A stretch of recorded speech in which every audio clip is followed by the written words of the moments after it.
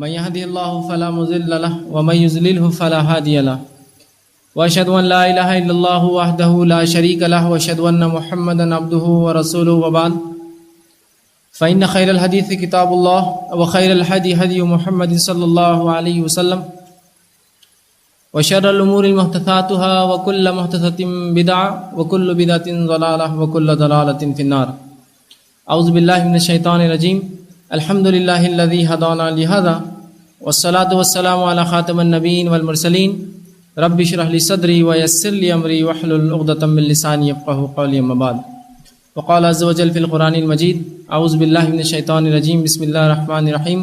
والعصر ان الانسان لفی خسر الا الذین آمنوا وعملوا الصالحات وتواصوا بالحق وتواصوا بالصبر.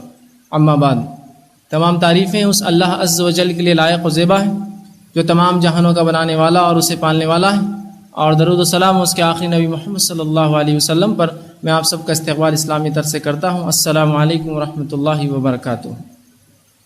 الحمدللہ اس کانفرنس کی ہم پہلی نشست میں پہلے سیشن میں جمع ہوئے اور اس کا یہ دوسرا درس یا دوسرا لیکچر ہے جو بہرحال عنوان طے کیا گیا تھا اور اعلان کیا گیا تھا. وہ عنوان تھا حقوق العباد. آئیے سب سے پہلے ہم دیکھ لیں حق کس کو کہتے ہیں، اس کا معنی کیا ہوتا ہے، تاکہ اگر اس کی وضاحت ہو جائے تو انشاءاللہ بات سمجھنا اور زیادہ ہمارے لیے آسان ہو جائے گا. حق کہتے ہیں یا حقوق کہتے ہیں وہ چیزیں جب ہم سماج میں رہتے ہیں، سوسائٹی میں رہتے ہیں تو کچھ چیزیں کچھ فرائض ہم پر عائد ہوتے ہیں اس میں رہنے کی وجہ سے. مثال کے طور پر اگر ایک محلے میں بستا ہوں، رہتا ہوں، تو اس محلے میں رہائش کی وجہ سے کچھ ذمہ داریاں مجھ پر عائد ہوتی ہیں. وہ یہ کہ اس محلے میں جو ہے میں شر نہ کروں، لوگوں کو ایذا نہ دوں، مجھ سے میرے پڑوسی کو تکلیف نہ ہو. تو ان تمام باتوں کو حقوق کہتے ہیں.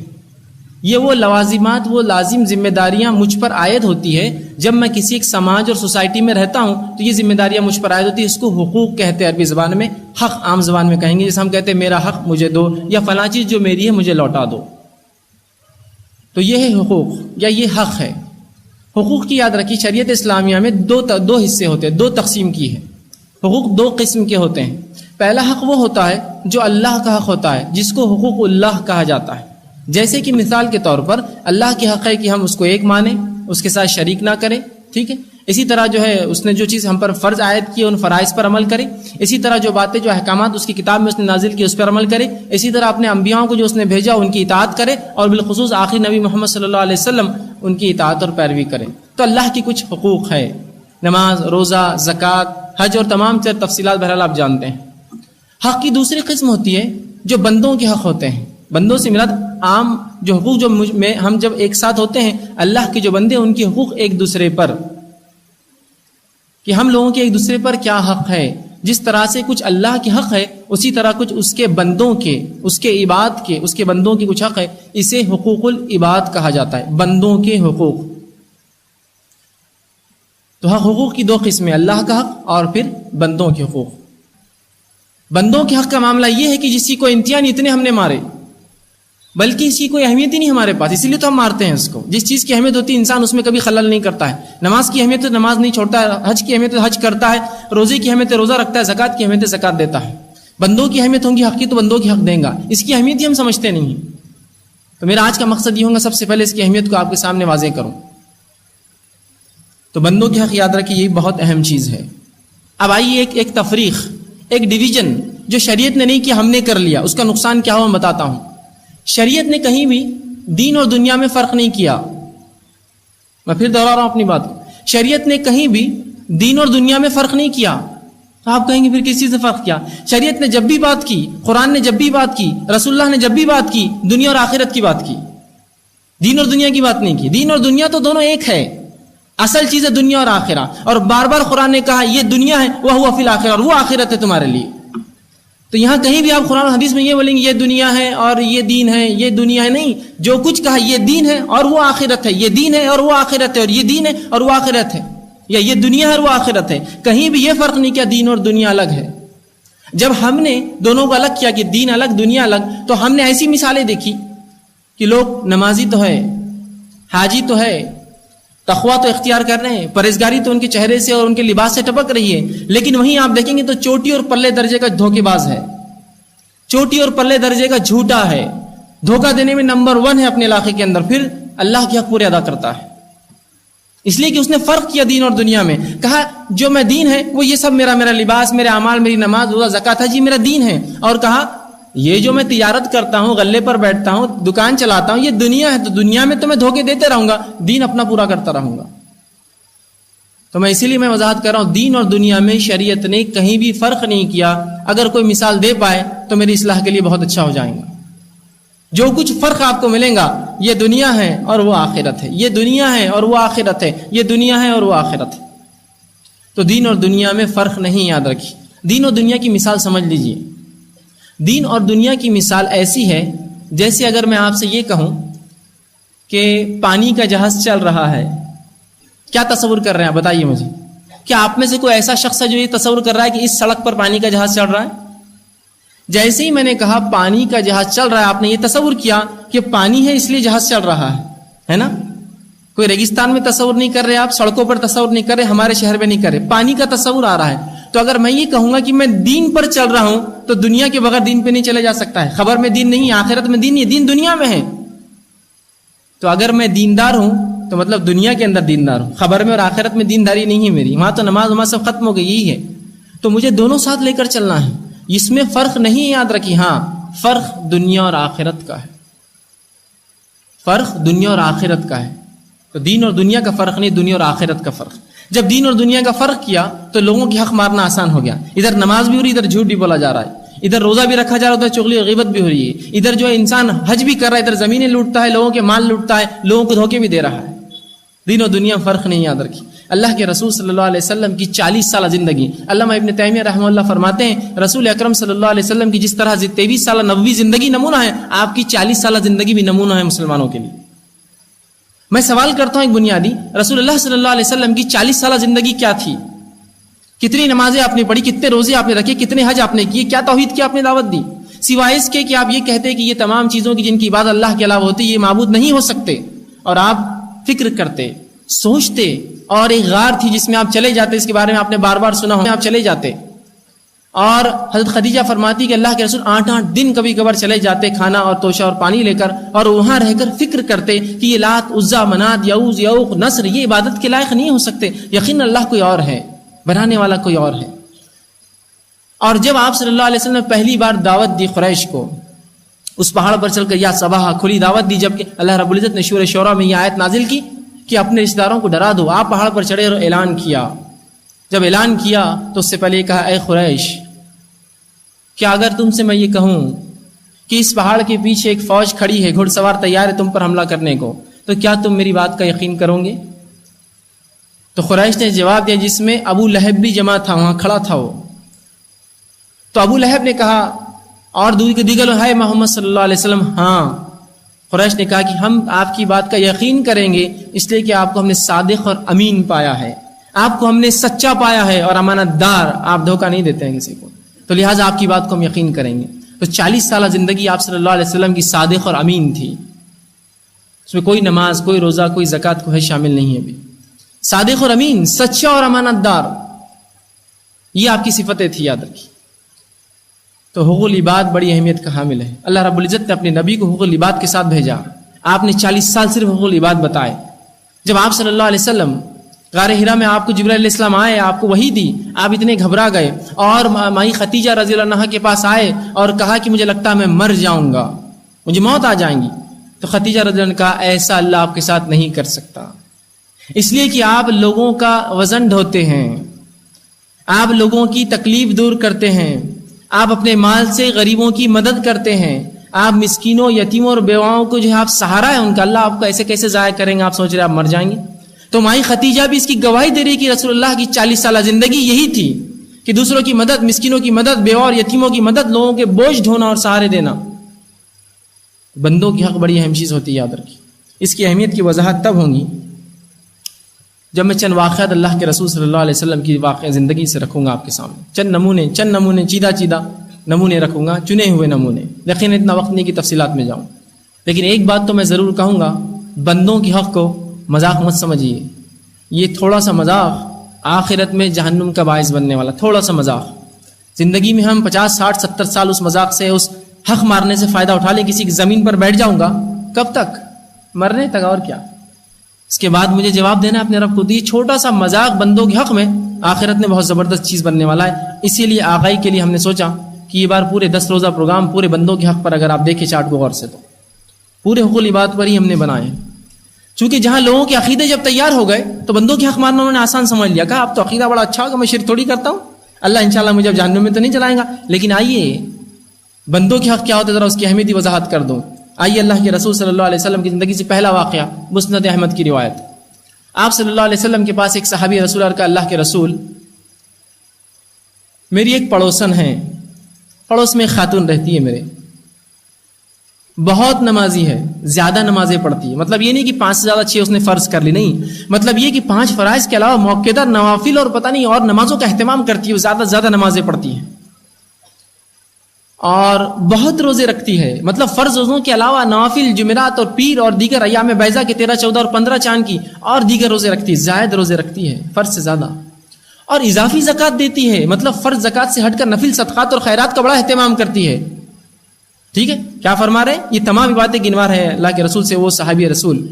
لیکن کیا اللہ کے رسول پڑوسی سے گندی بات کرتی, گالی گلوچ کرتی, لڑتی ہے. کیا فرمایا؟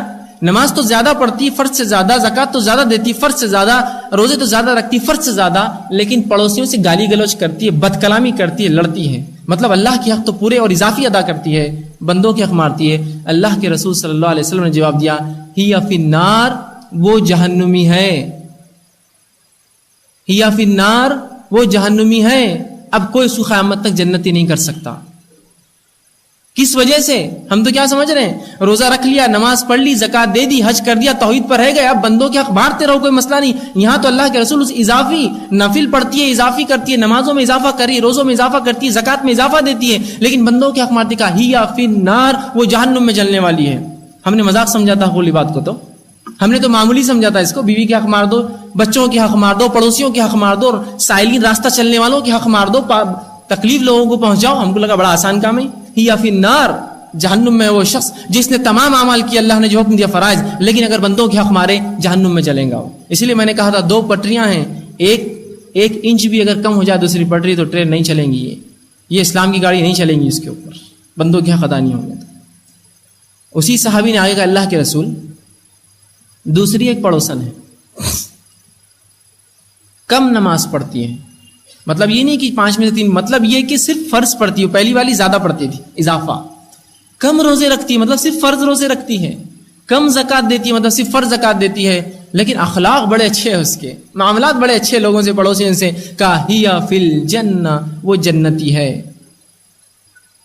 نماز پڑھتی صرف 5 وقت کی, روزے رکھتی 1 مہینے کی, زکات 2.5% جو ہے دے دیتی ہے, معاملات بڑے پیارے ہیں اس کے اچھے لوگوں سے. کہا وہ جنتی ہے. اور ایک عورت جو اضافی کر رہی ہے, تمام معاملے اضافی, 5 نمازوں سے ہٹ کر پڑھ رہی ہے. آج 5 نمازیں مشکل اور کوتاہی ہو رہی ہے ہم سے, 5 سے زیادہ پڑھ رہی ہے. زکات 2.5% نکالنا مشکل ہے, ہمارے گلے میں بات آ رہی ہے, ایسا لگ رہا ہے کہ خون ہو جا رہا ہے ہمارا اگر کوئی زکات نکال دے 2.5%, تو وہ دے رہی, اضافی دے رہی ہے.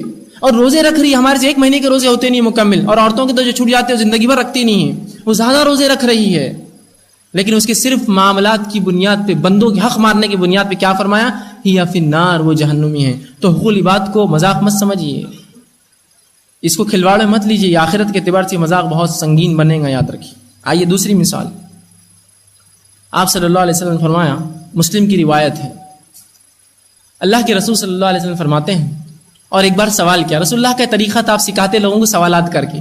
تو ایک دن سوال کیا کہ میری امت کا مفلس کون ہے؟ مفلس سمجھتے ہیں آپ؟ غریب, خلاش, بھکاری, کچھ بھی نہ ہو, مال لول جس کا لٹ گیا ہو, غریب انسان, خلاش, کچھ بھی نہ ہو, روپیہ پیسہ. تو کہا میری امت کا مفلس کون ہے؟ تو صحابہ نے کہا اللہ کے رسول جس کے بعد دینار و درہم نہ ہو, مال و دولت نہ ہو, روپیہ پیسہ نہ ہو, وہ خلاش ہے. تو آپ صلی اللہ علیہ وسلم فرمایا, نہیں, میری امت کا مفلس یہ نہیں ہے. بغور سنیے, میری امت کا مفلس تو یہ نہیں ہے, غریب انسان یہ نہیں ہے. کہا میری امت کا غریب اور مفلس تو وہ ہے جو روز قیامت نمازوں کے ڈھیر لائیں گا, اور زکوٰۃ کے ڈھیر لائیں گا, اور حج اور عبادتوں کے ڈھیر لائیں گا, جس کے بنیاد پہ یہ اس کو ظاہر بھی ہوگا کہ میں جنت میں جاؤں گا, اور لوگ بھی وہ سوچیں گے کہ ہاں یہ جنت میں جائیں گا, اتنی نیکیاں, اتنے روزے, اتنی زکوٰۃ, اتنے حج کے ڈھیر لائیں گا, اور ایک پہاڑ بنا دیں گا اپنی نیکیوں کا. وہ اور اس کے بعد یوں ہوگا، اللہ اپنا فیصلہ سنا دے گا، اللہ اپنا فیصلہ سنا دے گا، اللہ اپنے معاملات کا فیصلہ کر دیں گے، نمازیں برابر، روزے برابر، زکوٰۃ برابر، حج برابر، توحید برابر، اللہ نے اپنا کام کر لیا. اب وہ جنت کی امید کر کے جنت کی طرف بڑھ رہا ہوں گا. مجمع میں سے جو پیچھے حساب کتاب کے لوگ کھڑے ہوں گے، ایک شخص چلانا کہیں گا، اے اللہ اس نے میرا حق مارا تھا، میرا روپیہ لے کر ایک بار ڈبایا تھا. کوئی کہیں گا اللہ اس نے گالی دی تھی، اللہ کہیں گا ایسا ٹھیک ہے. فرشتوں سے کہا جائے گا اس کی نیکیاں لے کے جن کا حق مارا تھا دے دی جائے، ٹرانسفر کر دی جائے. فرشتے نیکیاں لے کر ان کو دیتے جائیں گے. لوگوں کی ایک صف آتی جائیں گے، قطار در قطار لوگ آتے جائیں گے، اپنے حقوق مانگتے رہیں گے. اور اللہ کے رسول صلی اللہ علیہ وسلم فرماتے ہیں وہ شخص جو اپنے اعمال کو دیکھ کر خوش تھا اور جنت کی طرف جا رہا تھا، اس کے تمام نیکیاں ختم ہو جائیں گی. فرشتے کہیں گے اللہ اس کی نیکیاں ختم ہے، ابھی سائل کھڑے، سوالی کھڑے ہیں جو اپنا حق مانگتے ہیں. اللہ کہیں گا ٹھیک ہے پھر اب کیا؟ اللہ کہیں گا اب ان لوگوں کی جو ابھی قطاروں میں کھڑے ہیں ان کے گناہ اس کے سر پہ ڈالو. اور رسول اللہ فرماتے ہیں اس کے بعد وہ شرمندہ کر کے اپنے منہ کے بل گھسیٹ کے جہنم میں پھینک دیا جائیں گا. کس لیے گالی دی تھی؟ میرے لیے تو مذاق ہے گالی دینا. کس لیے حق مارا تھا؟ میرے لیے تو مذاق ہے حق مارنا. کس لیے کہ میں نے پڑوسیوں کو تکلیف دی تھی؟ میرے لیے تو عام بات ہے تکلیف دینا. کس لیے کہ میں نے کسی کا روپیہ ڈبا دیا؟ میرے لیے تو عام بات تھی روپیہ ڈبانا. پھر کر لیجئے کتنے حج اور کر لیجئے کتنی نمازیں اور کر لیجئے جو کرنا ہے، یہ کام نہیں آئیں گا. اللہ کا حق بھی اہم ہے، بندوں کا حق بھی ہے. جو اللہ کا حق دے رہے بندوں کا کیوں چھوڑتے ہو پھر؟ اور جو بندوں کا حق ادا کر رہے تو اللہ کا حق بھی ادا کرو بھائی. تو بندوں کی حق کی حقیقت میں سمجھ رہے وہ مفلس ہے، اور یقیناً اس امت کا ہی مفلس ہے. اس سے زیادہ مفلس کون ہو سکتا ہے اور غریب کون ہو سکتا ہے جو جنت کی طرف جا رہا اور جہنم میں ڈال دیا جائے. صحیح کہا آپ نے کہ مفلس ہے میری امت کا وہ، خلاش اور بھکاری ہے اس امت کا وہ. تو کس بنیاد پر وہ جہنم میں جا رہا تھا؟ حقوق العباد مارے تھے، جس کو ہم نے مذاق سمجھا ہے. ہاں مار دو، ارے اس کو تکلیف ہو رہی میری گاڑی سے، رہنے دو، اپنے کو تو نہیں ہو رہی ہے نا، اس کو ہو رہی ہونے تو اپنے کیا کرنا ہے. یہ حقوق العباد یاد رکھیے، روز قیامت بہت سخت چیز بنیں گے، بہت سخت چیز. آئیے اور ایک مثال سن لیجیے.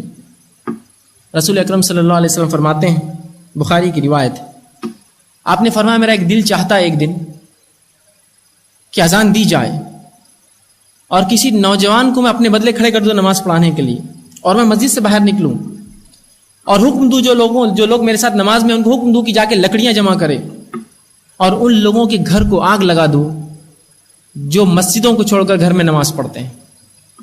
کیا فرمایا؟ ان لوگوں کے گھروں کو آگ لگا دوں جو مسجدوں کو چھوڑ کر گھر میں نماز پڑھتے ہیں. مطلب بتانے کا یہ ہے مسجد میں نماز پڑھنے کی اہمیت ہے، گھر میں خامخواہ نماز نہیں ہوتی. اور اتنا سنگین جرم ہے کہ رسول اللہ کا دل چاہتا ہے کہ آگ لگا دوں ان کو، نوجوان کو کھڑے کر کے آگے بڑھا دوں، خود جا کر دیکھو کون کون نہیں پڑتا ہے، ان کے گھروں کو آگ لگا دوں، لکڑیاں جمع کر کے آگ لگا دوں. یاد رکھیے مومن کا مال حرام ہے ہم پر، لیکن اس کا جرم اتنا سنگین ہے کہ جلانے کا رسول اللہ خواہش اظہار کر رہے ہیں، لیکن آپ نے کیا نہیں، اظہار کیا اس جرم اور اس کی سنگینی کو بتانے کے لیے. بات سمجھ میں آئی مسجدوں کی اہمیت؟ آئیے اب وہی اللہ کے رسول صلی اللہ علیہ وسلم مسلم کی روایتیں فرماتے ہیں جو یہ اور یہ کھائے وہ ہماری مسجدوں کے قریب بھی نہ آئے. راوی حدیث کہتے ہیں اللہ کے رسول صلی اللہ علیہ وسلم نے پیاز اور لہسن کی طرف اشارہ کیا کہ جو کچا پیاز اور لہسن کھائے ہماری مسجدوں کے قریب نہ آئے، اس لیے کہ پیاز اور لہسن کی بو سے دوسرے بھائی کو تکلیف ہوتی ہے. تو یہاں جلانے کی بات کریں ان لوگوں کے گھروں کو جو مسجد چھوڑ کر نماز پڑھتے گھروں میں، یہاں ان لوگوں سے حکم دے رہے ہیں جو اللہ کے بندوں کے حق مارتے مسجد میں نہ آئے، جو لہسن اور پیاز کچا کھا کر داخل ہو، اس لیے کہ بندوں کو گھن آتی ہے. اور دوسری بات فرمایا جس چیز سے ابن آدم کو گھن آتی ہے، آدم کی اولاد کو برا لگتا ہے، انسان کو گھن آتی ہے، برا لگتا ہے، اسی چیز سے فرشتوں کو بھی گھن آتی ہے. تو فرشتوں کو بھی بدبو پسند نہیں ہے اور انسان کو بدبو پسند نہیں ہے. تو وہ حق اندازہ لگائیے شریعت نے کیا حق دیے انسانوں کو کہ میری منہ کی بدبو اگر دوسرے کو آئے تو شریعت نے کہا تم مت جاؤ مسجد کے اندر. حق دیکھیے آپ. تو اگر میں اپنے دانت گندے رکھتا ہوں اور لوگوں کے سامنے ہنستا ہوں تو میں حق مار رہا ہوں ان کا، اس لیے کہ میرا کام تھا اس کو صاف رکھتا میں، اس لیے کہ اگر بدبو آئیں گی میرے بھائی کو تکلیف ہوں گی. کتنے زبردست حق دیے شریعت نے، اندازہ لگائیے آپ. صرف بدبو جس سے لوگوں کو سونگنے سے تکلیف ہوتی ہے، کہا مسجدوں میں نہ جو یہ اور یہ کھائے ہماری مسجدوں میں داخل بھی نہ ہو. وہی نبی جو جلانے کی بات کر رہا ہے جو مسجدوں میں نماز نہ پڑھے، وہی کہتا مسجد میں داخل نہ ہو جو بندوں کے حق مارے، بدبو کرے آ کر. اور آج ہم دیکھتے ہیں لوگ تمباکو کھا کے بدبو لیتے ہوئے اور سگریٹ پی کر مسجد میں داخل ہوتے، داخل ہونا دور مسجد کے حمام اور طہارت خانوں میں سگریٹ تمباکو کھاتے ہیں. اللہ رحم کرے اس امت پر. جو نبی یہ کہہ رہا ہے کہ پیاز اور لہسن کھانے والا داخل نہ ہو اس لیے کہ ابن آدم کو جس سے گھن آتی ہے فرشتوں کو بھی اس سے گھن آتی ہے، اور مومن مساجد میں یہ کام کر رہا ہے، اسے بدبو آتی ہے. سبحان اللہ. بندوں کے حق بڑے اہم ہیں، آپ مذاق مت سمجھیے اس کو، مذاق مت سمجھیے اس کو. آئیے اور مثال لیجیے بندوں کے حق کی اہمیت کیا ہے. حجۃ الوداع میں اللہ کے رسول صلی اللہ علیہ وسلم اعلان کرتے ہیں. حجۃ الوداع یاد رکھیے بڑی اہمیت کا حامل ہے. یہ رسول اللہ کا آخری حج تھا، پہلا بھی حج تھا اور آخری بھی حج تھا آپ کا.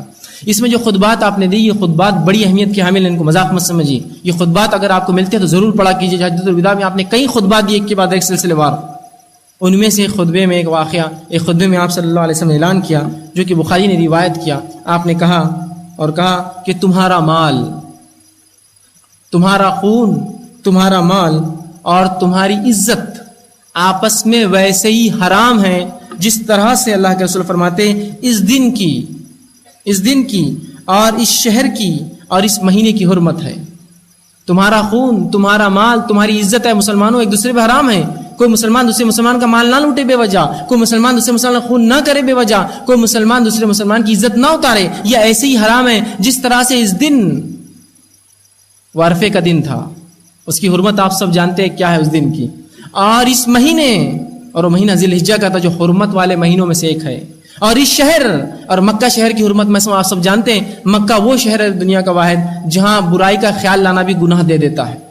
بقیہ جگہ جب تک نہ کرے گناہ نہیں ملتا ہے. مکہ کی حرمت یہ ہے کہ غلط خیالات بھی لانا منع کیا گیا. تو وہ کہا کہ اس شہر اور اس دن اور اس بستی جو ہے اس مہینے سے زیادہ حرمت ہے اس چیز کی یاد رکھی. اسی طرح آپ صلی اللہ علیہ وسلم نے ایک بار کعبے کے سامنے آپ کھڑے ہوئے. کعبے کی حرمت اور تعظیم میں سمجھتا ہر مسلمان کے دل میں ہے. ہر شخص خواہش رکھتا ہے کبھی نہ کبھی ایک دن میں اس کی زیارت کروں. تو آپ ایک بار کعبے کے سامنے کھڑے ہیں. کعبہ تو بڑا مقدس ہے، احترام والا ہے، لیکن تجھ سے مقدس بھی ایک چیز اس دنیا میں بستی ہے اور وہ ایک مومن ہے. اسی لیے لوگ مثال کے طور پر کہتے ہیں کعبہ ڈھا دو لیکن مومن کا دل مت توڑو. اس لیے کہ رسول نے کہا تجھ سے مقدس چیز بھی دنیا میں بستی ہے اور ایک مومن ہے، وہ مقدس ہے. اس لیے کہ کعبہ تو مٹی اور پتھر کا بنا ہے، مومن اس چیز کا نہیں ہے. کعبہ ٹوٹ جائے گا تو بن جائے گا، مومن جو ہے اس کو تکلیف پہنچیں گی تو آپ کیسا اس کے لیے وہ کریں گے. تو کہا تجھ سے مقدس بھی ایک ہستی ہے اس دنیا میں، وہ مومن ہے ایک. آج لیکن مومنوں کے حق مارنا، حق تلفی کرنا یہ ایک مذاق سمجھا جاتا ہے. مذاق سے بھی بڑھ کر لوگ اس شخص کو بہت ماہر، چتر، چالاک، دھارکاری، بہت اونچا عظیم الشان ہستی سمجھتے لوگوں کے حق مارتا ہے. ارے کیا زمین لوٹ لی اس نے، بڑا آدمی ہے یار بڑا. ارے کیا مال اس نے ہو کر، ارے بڑا آدمی یار. کیا بیوی کو مارتا ہے، ارے بہت زبردست آدمی، طاقتور آدمی یار. ارے بچوں کو کیا دھوتا، ارے بہت بہترین آدمی. ارے پڑوسیوں کو کیا تکلیف دی اس نے جب گھر بننا تھا، ارے بہت اچھا آدمی، زبردست، اس لیے تکلیف دے پایا دوسروں کو. ہم اس کو بہت مہان سمجھتے ہیں دنیا میں، ہے نا. جتنا قابض دوسروں کی زمینوں پر اور مال پر اتنا اونچا آدمی کہلاتا دنیا میں. یہ مذاق نہیں ہوا آخرت میں، یاد رکھیے. مثالیں دوں گا احادیث سے، مثالیں دوں گا کہ یہ چھوٹے چھوٹے حق مارنے کا انجام کیا ہونا آخرت کے اعتبار سے. آئیے آگے اس کی اہمیت کو اور سمجھیں ہم کہ حقوق العباد کی اہمیت کیا ہے. عمر ابن خطاب رضی اللہ عنہ کا ایک واقعہ ہے. وہ ہمیشہ کہا کرتے تھے، یہ صحابی رسول تھے اور میں سمجھتا ہوں آپ سب جانتے ہیں ان کی اہمیت کیا ہے. بہرحال اس سے پہلے ایک اور واقعہ سن لیجیے حقوق العباد کے تعلق سے. کہ بلکہ امیر المومنین عمر ابن خطاب رضی اللہ عنہ جو ہے ان کا مقولہ تھا، ایک قول تھا. یہ عمر ابن خطاب جو ہے رضی اللہ عنہ یہ دوسرے خلیفہ ہے. ان کا ایک قول تھا، قول سمجھتے ہیں ہم، جو بار بار وہ دہراتے تھے اور کہتے تھے. ایک مقولہ تھا اور کہتے تھے عمر اپنے رب کو کیا جواب دیں گا. غور سے سنیے عمر ابن خطاب صحابہ کیسے ڈرتے تھے حقوق العباد سے. یہاں بندوں کے حقوق پہ بات نہیں کر رہا ہوں میں، جانور کا حق بتا رہا ہوں صرف. یہاں تو بندوں کی کیا ہوں گے اس سے اندازہ لگا لیجئے. جب میں کوئی مثال دوں ایک چھوٹی چیز تو آپ بڑی چیز سمجھ سکتے کیا اہمیت ہے. جانوروں کے تعلق سے عمر ابن خطاب کہتے تھے اور ایک مقولہ مشہور تھا اور کہتے تھے عمر اپنے رب کو روز قیامت کیا جواب دیں گا جب اس کا رب عمر سے یہ پوچھے گا عمر بصرہ کی فلاں بستی میں ایک سڑک پہ ایک گڑھا تھا جس کی وجہ سے خچر گرا تھا جس سے اس کی نفس کو اور اس کے مالک کے مال کو نقصان ہوا تھا. تو عمر اپنے رب کو کیا جواب دیں گا؟ اس لیے کہ عمر ذمہ دار ہے اس خچر اور اس مالک کا اور اس سڑک کا، اس لیے کہ عمر خلیفہ ہے اس ملک کا. کیا جواب دیں گا عمر اس کا؟ اندازہ لگائیے صحابہ کتنا گھبراتے تھے حقوق العباد کے معاملے میں کہ ایک جانور کا حق اگر مجھ سے مارا جائے، چونکہ امیر المومنین کے ماتحت جو لوگ ہیں امیر المومنین سے پوچھے قیامت کے روز کہ تو حاکم سے پوچھے اس کی رعایا کی. تو عمر ابن خطاب کہتے تھے عمر اپنے رب کو کیا جواب دیں گا جب اللہ رب العزت یہ پوچھیں گا عمر فلاں بصرہ کی جگہ، بصرہ بہت دور ہے. عمر ابن خطاب مدینہ سے حکومت کرتے تھے. بصرہ کی فلاں سڑک پر ایک گڑھا تھا جس سے خچر گرا تھا، اس خچر کو بھی نقصان ہوا، اس کے مالک کا مال گرا. تو عمر اپنے رب کو کیا جواب دیں گا؟ اس لیے کہ وہ مالک بھی پکڑ لے گا اور خچر آ کر کھڑا ہو جائے گا میرے سامنے. تو صحابہ کے نزدیک حقوق العباد کی یہ اہمیت یاد رکھی کہ جانوروں کے حق اگر ان سے مارے جا رہے تھے، صرف گمان میں، ابھی یہ صحیح واقعہ نہیں، سوچتے تھے ایسا ہو جائے تو عمر کیا جواب دیں گا اپنے رب کو. تو جانوروں کے حق کے تعلق سے وہ لوگ پریشان ہوتے تھے. آج ہم نے جانوروں کے حق، تو میں اس کے تعلق سے یقیناً میرا کوئی درس نہیں ہے کہ جانوروں کے حقوق کیا ہے، لیکن انسانوں حقوق کی جن علاقوں میں اور جن بستیوں میں مارے جاتے ہیں، جانور کے حق کی بات تو اس کے بعد ہوگی۔ یہ مسلمانوں کی بستیاں ہیں جس کے اندر کتے بھی جانا پسند نہیں کرتے، کتا ماریں گے اس کو۔ بلی اپنے بچوں کو ہمارے علاقوں میں محفوظ نہیں سمجھتی ہے، اس لیے کہ اس کے بچوں کو بچے لا کر پھانسی دیتے ہیں۔ یہ واقعات اپنے محلوں میں دیکھیے آپ، چھوٹے کتے اور بلی کے معصوم بچے، گو کتا حرام ہے لیکن اس کا مطلب یہ نہیں کہ اس کو قتل کر دے آپ بے وجہ بیچارے کو، اس کو لا کر لٹکاتے ہیں ہمارے مسلمان بچے جن کے دل اتنے سنگ دل اگر بچپن سے ہوں گے تو بڑے ہو کر یہ کیا کارنامے انجام دیں گے، اور اس کو لا کر گلے میں رسی لٹکا کے لٹکا دیتے اور سب مل کے دیکھتے ابھی مرے گا کیسا۔ یہ واقعات کوئی بعید نہیں، آپ دیکھیے اپنے محلوں میں، اور اس کے مرنے پر وہ خوش ہوتے ہیں، ایسا تڑپا تھا فلاں، اور والدین بھی سن کر صرف تعجب ہوتا ہے، سنتے اور بولتے اچھا ایسا کیا، ٹھیک ہے اگلی بار ایک اور کتے کو مار کے آ جاؤ۔ اس لیے کہ والدین یہ سوچتے ہیں کہ ان کی جان اپنے سے اپن بچ رہے، ان کے زر سے، ان کے جو ہے نقصان سے یہی زیادہ اچھا ہے، جانوروں پہ بلا نکال رہے ہیں۔ اس لیے کہ تربیت کی کمی ہے، انشاءاللہ اولاد کی تربیت ایک مستقل عنوان ہم نے رکھا ہے اس سال۔ بہرحال تو بندوں کے حق کی یاد رکھی بڑی اہمیت ہے۔ شریعت نے تو جانوروں کے حقوق بتائے ہیں، تو وہ شریعت بندوں کے حق کیسے چھوڑ سکتی ہے؟ آئیے بندوں کے حق کی اہمیت اور جان لیں۔ اور ایک دوسرے کے حق ہم تب ادا کریں گے، یاد رکھیے، جب ایک دوسرے کی عزت کریں گے۔ اصول یاد رکھیے، ایک دوسرے کے حق ہم جب دیں گے جب عزت کریں گے، اور جب یہ سوچیں گے کہ جو اپنی نفس کے لیے میں پسند کروں اپنے بھائی کے لیے وہ پسند کروں، جو اپنے لیے سوچوں اپنے بھائی کے لیے سوچوں۔ کیا میں اپنے لیے سوچتا ہوں لوگ مجھے گالی دیں تو میں کسی کو گالی نہیں دوں گا؟ کیا میں یہ سوچتا ہوں اپنے لیے کہ کوئی مجھ سے جھوٹ بولے، میں کسی کو جھوٹ نہیں بولوں گا؟ کیا میں یہ سوچتا ہوں کہ اپنے لیے جو ہے کوئی میرا نقصان کرے، میں کسی کا نقصان نہیں؟ کیا میں یہ سوچتا ہوں کہ میرے ساتھ میرے بیوی بچہ کو چھیڑچھاڑ کرے، میں کسی کی بیوی بچہ چھیڑچھاڑ نہیں کروں گا؟ کیا میں یہ چاہتا ہوں کہ میرے بہن کو کوئی چھیڑے تو میں کسی کی بہنوں کو نہیں چھیڑوں؟ کوئی چاہتا اس کی ماں کو نہ چھیڑے تو وہ دوسروں کی ماں کو نہ چھیڑے۔ تب اگر یہ سوچیں گا، جو اپنے لیے پسند کریں گا اپنے بھائی کے لیے، تب حق ادا کریں گا۔ اس لیے کہ جب کسی کا حق مارا جاتا ہے تب سمجھ میں آتا ہے جب اپنے اوپر بیتی کہ کیا تکلیف ہوتی ہے حق مارنے سے۔ آئیے آج ہم دیکھتے ہیں ہمارے سماج اور سوسائٹی میں ظلم، زیادتی، تکبر، تکلیف دینا، لوگوں کو ایذا پہنچانا اور ہمہ اقسام کے گناہ عام ہو چکے ہیں۔ قسم قسم کے گناہ جس کو گنا بھی نہیں جا سکتا، یاد رکھیں۔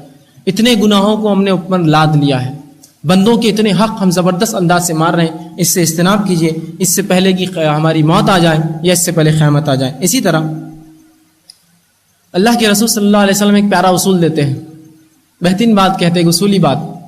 آپ نے فرمایا نوجوانوں سے، میں بھی نوجوانوں سے بالخصوص خطاب کروں گا اس مسئلے پر، اتنی زبردست بات آپ نے کہی اور فرمایا، جو شخص یہ چاہتا ہے کہ بڑھاپے میں اس کی عزت ہو، جو شخص یہ چاہتا ہے نوجوانوں کہ بڑھاپے میں تمہاری عزت ہو، تو اپنی جوانی میں بوڑھوں کی عزت کرو، تو تم جب بوڑھے ہوں گے تو اللہ ایسی قوم پیدا کرے گا جو تمہاری عزت کریں گی۔ پھر اس لیے کہ جب انسان نوجوان ہوتا ہے، طاقت میں ہوتا ہے، تو لوگ اس کی عزت کرتے ہیں، اس کی پہچان ہوتی ہے۔ ایک انسان اپنے دور کا سب سے بڑا بادشاہ بھی رہا، سب سے بڑا وزیر بھی رہا، بوڑھا ہو گیا تو کوئی پہچانتا نہیں، لوگ پوچھتے ہیں بوڑھے حضرت کون ہے تمہارے گھر سے نکل رہے؟ تو کہا ہے نوجوانوں، اگر تم چاہتے ہو کہ تمہاری عزت بڑھاپے میں ہو تو بوڑھوں کی عزت کرو۔ اگر تم بوڑھوں کی عزت کرو گے تو اللہ ایسے نوجوان پیدا کرے گا جو تمہاری عزت کریں گے تمہارے بڑھاپے میں۔ تو ہم چاہتے ہیں اگر ہم دوسرے ہماری عزت کریں، ہم دوسروں کی عزت کریں، دوسرے ہم سے جھوٹ نہ بولے، ہم دوسروں سے جھوٹ نہ بولے، دوسرے ہمیں گالی دیں، ہم دوسروں کو گالی نہ دیں، دوسرے ہمارا حق نہ مارے تو میں کسی کا حق نہ ماروں۔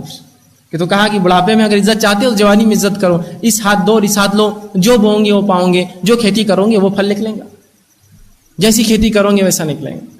تو اس اصول کو یاد رکھیے، دوسروں کا حق دیجیے، اپنا حق ملے گا، دوسروں کا حق ماریے، آپ کا حق جانے والا ہے، یہ بات طے ہے، ٹھیک۔ اسی طرح جو حقوق العباد ادا کرنے والے کو، بندوں کے حق ادا کرنے والے کو آپ صلی اللہ علیہ وسلم مومن اور مسلم کہا، بندوں کے حق ادا کرنے والے کو آپ نے مومن اور مسلم کہا۔ آپ صلی اللہ علیہ وسلم فرماتے ہیں، اور بخاری کی روایت آپ فرماتے ہیں، المسلم من سلم المسلمون من اللسان ویدہ، مسلمان وہ ہے جس کے شر سے، جس کے فتنے اور فساد سے، بالخصوص دو چیزوں کا آپ نے فرمایا، من اللسان ویدہ، اس کے زبان اور ہاتھوں سے، جب دوسرے مومن اگر محفوظ ہے تو وہ مسلم ہے۔ مسلمان وہ ہے جس کی ہاتھوں سے اور جس کی زبان سے دوسرا مسلمان محفوظ ہے۔ تو اس شخص کو اللہ کے رسول صلی اللہ علیہ وسلم نے مسلمان کہا جس کے ہاتھوں سے اور زبان کے شر سے دوسرا مومن محفوظ رہے۔ اسی طرح آپ صلی اللہ علیہ وسلم فرماتے ہیں، دوسری بخاری کی روایت ہے، اور آپ کہتے ہیں اور فرمایا، المومن من آمن الناس بوائقہ، مومن تو وہ ہے، یہاں مسلم کے بارے میں کہا، یہاں مومن کہہ رہے ہیں، مومن تو وہ ہے جس کے شر سے، جس کے فساد سے، جس کے فتنوں سے انسانیت محفوظ ہو۔ اگر میرے شر اور میرے فساد ہاتھ کے اور زبان کے اگر لوگ محفوظ ہے تو پھر میں مومن ہوں، اگر ایسا نہیں ہے تو میں پھر ایمان والا اور مسلم اور مومن نہیں ہوں۔ تو یہاں رسول اللہ صلی اللہ علیہ وسلم اس شخص کو مومن اور مسلم کہہ رہے ہیں جس کے ہاتھ اور زبان کے فساد سے مومن خود اور انسانیت محفوظ رہے۔ محفوظ رہے. تو یہاں دیکھیے مومن اور مسلم ہونے کا معیار. اسی طرح جو ہے آپ صلی اللہ علیہ وسلم فرماتے ہیں, اس لیے کہ دیکھیے ہاتھ سے جو حق مارے جاتے ہیں وہ الگ ہوتے ہیں, لیکن اکثر لوگ چونکہ ہاتھ سے حق مارنے کی حیثیت نہیں رکھتے, اس کے لیے طاقت لگتی ہے نا, کسی کی زمین لوٹنا طاقت لگتی ہے, لیکن زبان کے حق ہم آسانی سے مار دیتے ہیں. عزت اتارنا آسانی سے اتار دی, اس لیے کہ ارے وہ تو جھوٹا ہے, ارے وہ تو لچا ہے, ارے وہ تو لفنگا ہے, ارے وہ تو ایسا ہے, ارے وہ تو زانی ہے, ارے وہ تو فلاں ہے, بول دیا, آسانی سے عزت اتار دی اس کی جھٹکے میں, جبکہ نہ وہ جھوٹا تھا, نہ زانی تھا, نہ لچا تھا, نہ کسی قسم کی اس میں کوئی برائی تھی. تو آئیے زبان کے تعلق سے آپ کیا فرماتے ہیں؟ اور آپ صلی اللہ علیہ وسلم کہتے ہیں, اور آپ نے فرمایا حدیث کے اندر, بخاری کی روایت ہے, جو شخص دو چیزوں کی ضمانت لے لے, جو شخص دو چیزوں کی گارنٹی لے لے, تو میں اس کے جنتی ہونے کی ضمانت اور گارنٹر بن جاتا ہوں. کیا فرمایا؟ جو شخص دو چیزوں کی گارنٹی لے لے اپنی کہ میں نے یہ کام برابر کیا, میں اس کی جنت کی ضمانت لیتا ہوں. پوچھا کہ اللہ کے رسول کیا ہے؟ تو کہا ایک وہ چیز جو اس کے جبڑے کے بیچ میں ہے. کیا ہے جبڑے کے بیچ میں؟ زبان. اور وہ چیز جو اس کی ٹانگوں کے بیچ میں ہے, اور اس کا کیا ہے وہ؟ شرمگاہ. جو اپنی شرمگاہ کی اور اپنی زبان کے تعلق سے ضمانت دے دے کہ اللہ میں نے اس سے کوئی برا کام نہیں کیا اور شرمگاہ غلط استعمال نہیں کیا, رسول اللہ میں گارنٹر بنتا ہوں. سمجھتے ہیں نا آپ گارنٹر؟ گارنٹر اس کو کہتے ہیں کہ اگر کوئی شخص پیسہ لے کسی سے اور کوئی اس کا گارنٹر بنے تو وہ پیسہ نہ دے تو وہ شخص دے گا پیسہ جو گارنٹر بنا ہے. رسول اللہ میں اس کا ضامن ہوں, ضمانت لیتا ہوں اس شخص کی. میں جو دو چیزوں کی اللہ کے سامنے ضمانت لے لے, زبان سے میں نے کچھ نہیں کیا اللہ غلط, اور شرمگاہ کی, تو یہ دونوں چیزوں سے بندوں کے حق مارے جاتے ہیں. دیکھیے اندازہ لگائیے کتنی اہمیت ہے بندوں کے حقوق کی. آئیے اسی طرح اللہ کے رسول صلی اللہ علیہ وسلم فرماتے ہیں, مسلم کی روایت ہے, ابو ہریرہ رضی اللہ عنہ اس حدیث کے راوی, وہ کہتے ہیں قیامت کے دن اہل حقوق آئیں گے جن کے حق ہوں گے آپس میں. قیامت کے روز اہل حقوق آئیں گے جن کے حق ہیں آپس میں, حتیٰ کہ ایک سینگ والی بکری جس نے بنا سینگ والی بکری کو مارا تھا, اللہ رب العزت ان میں بھی انصاف کریں گا, اور بغیر سینگ والی کو سینگ دیں گا, وہ سینگ والی کو سینگ ماریں گی اور دونوں کو ختم کریں گا. اللہ رب العزت روز قیامت اہل حقوق آئیں گے جن کے حق تھے وہ آتے جائیں گے, حتیٰ کہ جانوروں میں بھی اللہ انصاف کریں گا. حالانکہ جانوروں کو جنت اور جہنم نہیں ہے, لیکن انصاف کا تقاضا ہے رب کی, ان میں بھی فیصلہ کریں گا کہ بغیر سینگ والی بکری کو جس سینگ والی بکری نے مارا تھا, اللہ بغیر سینگ والی کو سینگ دیں گا, وہ سینگ والی کو ماریں گی اور دونوں کو مٹی بنا دیں گا. یہ لوگ جو ہے جنت اور جہنم میں نہیں جائیں گے. جانو اندازہ لگائیے آپ, جانوروں کے تعلق سے بیان کیا رہا ہے کہ اہل حقوق آئیں گے, حتیٰ کہ بکریاں بھی آئیں گی جنہوں نے ایک دوسرے کو تکلیف دی تھی ان کو سال. بتانے کا مقصد یہ ہے کہ اللہ ان میں بھی انصاف کریں گا. تو اندازہ لگائیے اگر میں لوگوں کو گالی دی ہوں گی, زمینات ماری ہوں گی, کھیتیاں لوٹی ہوں گی, پیسہ لے کر دبا دیا ہوں گا, لوٹ مار اور لوٹ کھسوٹ کی ہوں گی, جھوٹ بول کر چھینا ہوں گا, دھوکہ دیا ہوں گا, گالی دی ہوں گی, غیبت کیا ہوں گا, اس کے پیچھے بد کلامی کی ہوں گی, اور پتہ نہیں کیا کیا حق مارتے ہیں, میں اپنے رب کو کیا جواب دوں گا؟ یہاں تو بکریوں کے ساتھ اللہ رب العزت اپنی انصاف کو ایسا رکھ رہا ہے, سینگ والی کو بغیر سینگ سے انصاف دلائیں گے, یا بغیر سینگ والے کو سینگ والی سے. حقوق العباد بڑی اہمیت کی حامل ہے. آئیے نسائی کی اور ایک روایت سن لیں. اس حدیث کو آپ اگر تھوڑا سمجھ جائے تو انشاءاللہ لذیذ ہماری زندگی میں تبدیلی کے لیے کافی ہے. صرف اس حدیث کے جو ہے اس کے متن کو آپ سنیے, اللہ کے رسول کیا فرما رہے اس حدیث میں. نسائی اور طبرانی کی روایت ہے, عبداللہ ابن جہش رضی اللہ عنہ فرماتے ہیں کہ اللہ کے رسول صلی اللہ علیہ وسلم نے فرمایا, خصم ہے اس ذات کی جس کے ہاتھ میں محمد کی جان ہے صلی اللہ علیہ وسلم, خصم ہے اس ذات کی جس کے ہاتھ میں میری جان ہے. اور یاد رکھیے جب بھی اللہ کے رسول خصم کھاتے ہیں بہت اہم بات کہتے ہیں, اس کے بعد فوراً اس کو بغور سننا چاہیے. تو کہا خصم ہے اس ذات کی جس کے ہاتھ میں محمد صلی اللہ علیہ وسلم کی جان ہے, اگر ایک انسان شہید ہو جائے پھر زندہ کیا جائے, پھر شہید ہو جائے, پھر زندہ کیا جائے, پھر شہید ہو جائے, پھر زندہ کیا جائے, 3 بار فرمایا. شہادت کیا ہوتی ذرا وہ بتا دو تو بات اور واضح ہو جائیں گی آپ کے سامنے. شہادت یہ سب سے اونچا درجہ اور معیار ہے قربانی کا, اس سے اونچی اور کوئی قربانی دنیا میں نہیں ہوتی ہے, اس لیے کہ انسان اپنی جان دیتا ہے اس میں. شہادت دنیا کے اندر سب سے عظیم قربانی جو انسان اللہ کی راہ میں دے سکتا ہے, اپنی جان. مال دے سکتا ہے, اولاد تو کو بھی دے سکتا ہے, لیکن اپنی جان, اس کو کہتے ہیں شہادت. اور اللہ کے رسول فرماتے ہیں شہید کے خون کا قطرہ زمین, مطلب جس وقت اگر وہ مر جائے اس وقت وہ اس کے خون کا قطرہ زمین پہ گرنے سے پہلے اللہ اس کی روح کو قبض کر کے سبز رنگ کے پرندوں میں ڈال دیتا ہے, اور وہ جو ہے جنت میں چھوڑ دیتا ہے, اور وہ جنت میں گھومتے پھرتے اور چرتے ہیں, اور اللہ کے عرش کے نیچے ان کے گھونسلے ہوتے ہیں. یہ شہید کا مقام ہے, یہ اس کا درجہ ہے. اس کے درجے تک یاد رکھیے بہت کم اعمال ہے جو اس درجے تک پہنچتے ہیں, اس کو شہادت کہتے ہیں. کیا کہہ رہے ہیں؟ شہید ہو جائے پھر زندہ ہو جائے, پھر شہید ہو جائے پھر زندہ ہو جائے، پھر شہید ہو جائے، پھر زندہ ہو جائے۔ آئیے اور شہادت کیا، ایک اور واقعہ سنا تو رسول اللہ کا۔ آپ صلی اللہ علیہ وسلم فرماتے ہیں قیامت میں جب جنتی جنت میں چلے جائیں گے، جہنم میں چلے جائیں گے، تو اللہ جنت سے ایک شخص کو بلائیں گا جو کہ شہید ہوں گا، اور کہیں گا اے میرے بندے کیسی رہی میری جنت؟ وہ کہیں گے اللہ بس سب کچھ جنت، سب کچھ۔ کہا کیا چاہیے بول؟ بتائیں گے اللہ بس ہو گیا سب کچھ۔ کہیں گے نہیں کیا چاہیے بول؟ بندہ کہیں اللہ بس ہو گیا، بس جنت مل گئی۔ کہیں اللہ کہیں گے بول۔ تو بندہ جب سمجھ جائیں گے کہ اللہ بغیر بولے کہ نہیں رکنے والا، اللہ کو بولنا ہی، اللہ چاہ رہا ہے بولو کچھ، تو کہیں گے اللہ مجھے پھر زندہ کیا جائے، پھر تیری راہ میں شہید ہوں۔ اللہ کہیں گے نہیں یہ نہیں ہو سکتا، واپس چل جاؤ تم جنت میں۔ مطلب اگر جنت میں جانے کے بعد مومن کوئی خواہش کرے گا تو وہ ایک خواہش ہے، جو شہید ہوگا وہ کرے گا پھر زندہ کیا جو مارا جاؤں۔ شہادت عظیم درجہ ہے، اس کے بارے میں فرما رہے کوئی شہید ہو جائے پھر زندہ کیا جائے، پھر شہید ہو جائے پھر زندہ کیا جائے، پھر شہید ہو جائے پھر زندہ کیا جائے، لیکن جب تک جنت میں نہیں جائیں گا جب تک اس پر کوئی قرض باقی رہے گا۔ سبحان اللہ۔ شہید ہو جائے پھر زندہ کیا جائے، پھر شہید ہو جائے پھر زندہ کیا جائے، پھر مر جائے اللہ کی راہ میں، لیکن جنت تب تک نہیں پائیں گا جب تک قرض اس پر باقی ہے۔ بندوں کے حق کو ہم نے تو یہی سمجھا اللہ کی راہ میں جا کے جہاد کروں گا اور مر جاؤں گا۔ آپ کو کیا لگ رہا ہے دوسروں کے حق مار کے اللہ آپ کو کیا نصیب کریں گا ایسی موت بھی شہادت کی؟ اور کیا واقعی میں ایسے شہیدوں کی اللہ سبحانہ تعالیٰ شہادت قبول کریں گے؟ کیا فرما رہے ہیں آپ؟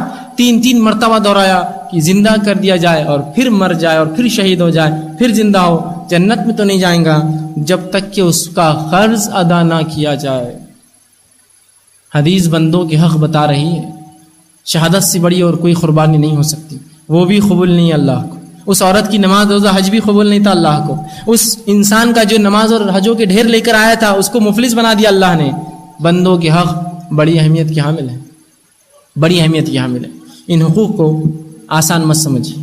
اب بندوں کے حقوق میں چند باتیں رکھوں گا اس لیے کہ وقت زیادہ نہیں ہے، جہاں ہم سے کوتاہیاں اور غلطیاں ہوتی ہے اگر اس کی اصلاح ہم کرنا شروع کر دے تو انشاءاللہ عزیز ایک نیک اور صالح معاشرہ، ایک بہت اچھا ایک معاشرہ بنے گا مسلمانوں کا، جو ایک دوسرے کی حق ادا کرتا ہے، جہاں رب کی بھی حق ادا کرتا ہے وہیں بندوں کی بھی حق ادا کرتا ہے۔ آئیے سب سے پہلی چیز ظلم اور زیادتی۔ ظلم اور زیادتی ہمارے آج کی تہذیب کی فیشن پرستی جس کو کہیں گے وہ ایک عام چیز ہے، فیشن بنا لیا ہے لوگوں نے، ظلم اور زیادتی۔ ظلم اور زیادتی کے خلاف اسلام نے جو بات کی ہے یاد رکھیے، ایسی باتیں بیان کی، بلکہ اسلام جب آیا تھا دنیا ظلم میں ڈوبی تھی، اس نے اسلام نے دنیا کو ظلم سے باہر نکالا، اور وہی امت جو اپنے آپ کو مسلمان کہتی، اسلام کا حامل کہتی ہے، اور وہی آج لوگوں کی حق ماری ان پر ظلم کر رہی ہے۔ پہلی چیز ظلم۔ آئیے ظلم کی چند مثالیں لے لیں، اس لیے کہ یہ بندوں کی حق تلفی ہے، اس میں بندوں کے حق مارے جاتے ہیں، اور ظلم کے تعلق سے میں سمجھتا ہوں آپ سب جانتے ہیں یہ حرام ہے۔ آئیے اللہ کے رسول اللہ رب العزت قرآن میں فرماتا ہے وَمَن يَظْلِم مِّنكُمْ نُذِقْهُ عَذَابًا كَبِيرًا۔ اللہ فرماتا ہے قرآن میں جو شخص دوسرے پر ظلم کرے گا اللہ اس کو دردناک عذاب چکائیں گا روز قیامت۔ ظلم کسے کہتے ہیں پہلے جان لیں۔ ظلم عربی زبان میں اس چیز کو کہتے ہیں کہ اگر کوئی چیز ہو جس کا یہاں رہنا حق ہے، جس کا یہاں رہنا حق ہے، اگر اس کو اٹھا کے میں یہاں رکھ دوں تو یہ اس پر ظلم ہے۔ کوئی چیز جس کا ایک مخصوص مقام پہ رہنا حق ہے، وہاں ضرورت ہے، وہاں حق ہے اس کو اٹھا کے دوسری جگہ رکھ دوں گی، اس کو کہیں گے ظلم۔ ایک آدمی ہے جو اس پوسٹ کے لائق ہے اور اگر میں نے اس کا حق اس کو ہٹا کر اپنے کو لا دیا، یہ میں نے ظلم کیا کہ تو وہ اس کی جگہ تھی۔ تو ایک چیز جس کا جہاں حق ہو اس کو اٹھا کر دوسری جگہ رکھ دینا، اس کو عربی زبان میں ظلم کہتے ہیں۔ مطلب کسی کا حق ہو نہ دیتے ہوئے دوسرا کچھ کر دینا، دوسروں کو دے دینا، اس کو ظلم کہتے ہیں۔ آج ظلم اور ستم جو ہے ہم اتنا عام کر چکے ہیں کہ اللہ فرماتا ہے قرآن میں اس کا دردناک عذاب ہے۔ اسی طرح آپ صلی اللہ علیہ وسلم فرماتے ہیں، اللہ رب العزت قرآن میں فرماتا ہے، حدیث قدسی ہے، اور آپ صلی اللہ علیہ وسلم فرمایا یا عبادی انی حرمت ظلم علی نفسی، کہ تمہارا رب کہتا ہے اے میرے بندو میں نے ظلم کو اپنی نفس پہ حرام کیا ہے۔ اللہ ظلم نہیں کرتا، یاد رکھیے، اللہ کہہ رہا ہے بندو میں نے ظلم کو اپنی نفس پہ حرام کیا ہے۔ آگے اللہ کے فرماتے ہیں وجعلتہ بینکم حراما فلا تظالموا، اور میں نے آپس میں تمہارے اوپر بھی ظلم کو حرام قرار دیا ہے، آپس میں ظلم نہ کرنا، آپس میں ظلم اور زیادتی نہ کرنا۔ ظلم اس لیے کہ بندوں کے حق میں سب سے بڑا آج جو ہم جو کام کر رہے ہیں، جو غلط ہو رہا ہے، وہ لوگوں پہ ہم ظلم کر رہے ہیں اور ہم کو پتا بھی نہیں ہم کیسے کر رہے ہیں۔ آئیے اللہ کے رسول صلی اللہ علیہ وسلم فرماتے ہیں ظلم کے تعلق سے بالخصوص ہم زمینوں کو عام سمجھتے کسی کی لوٹنا ہے نا، خالی پلاٹ بازو دکھا کیس کر دو اپنے نام پہ ہو جائیں گا، خالی زمین کسی کی دکھی مار لو، وارث ہے, وارثوں کا حق چرا لو, ہے نا. کھیتی باڑی ہے تو دھیرے دھیرے دھیرے اپنی لائن کو آگے بڑھاتے بڑھاتے دوسروں کھیتوں میں گھس جاؤ.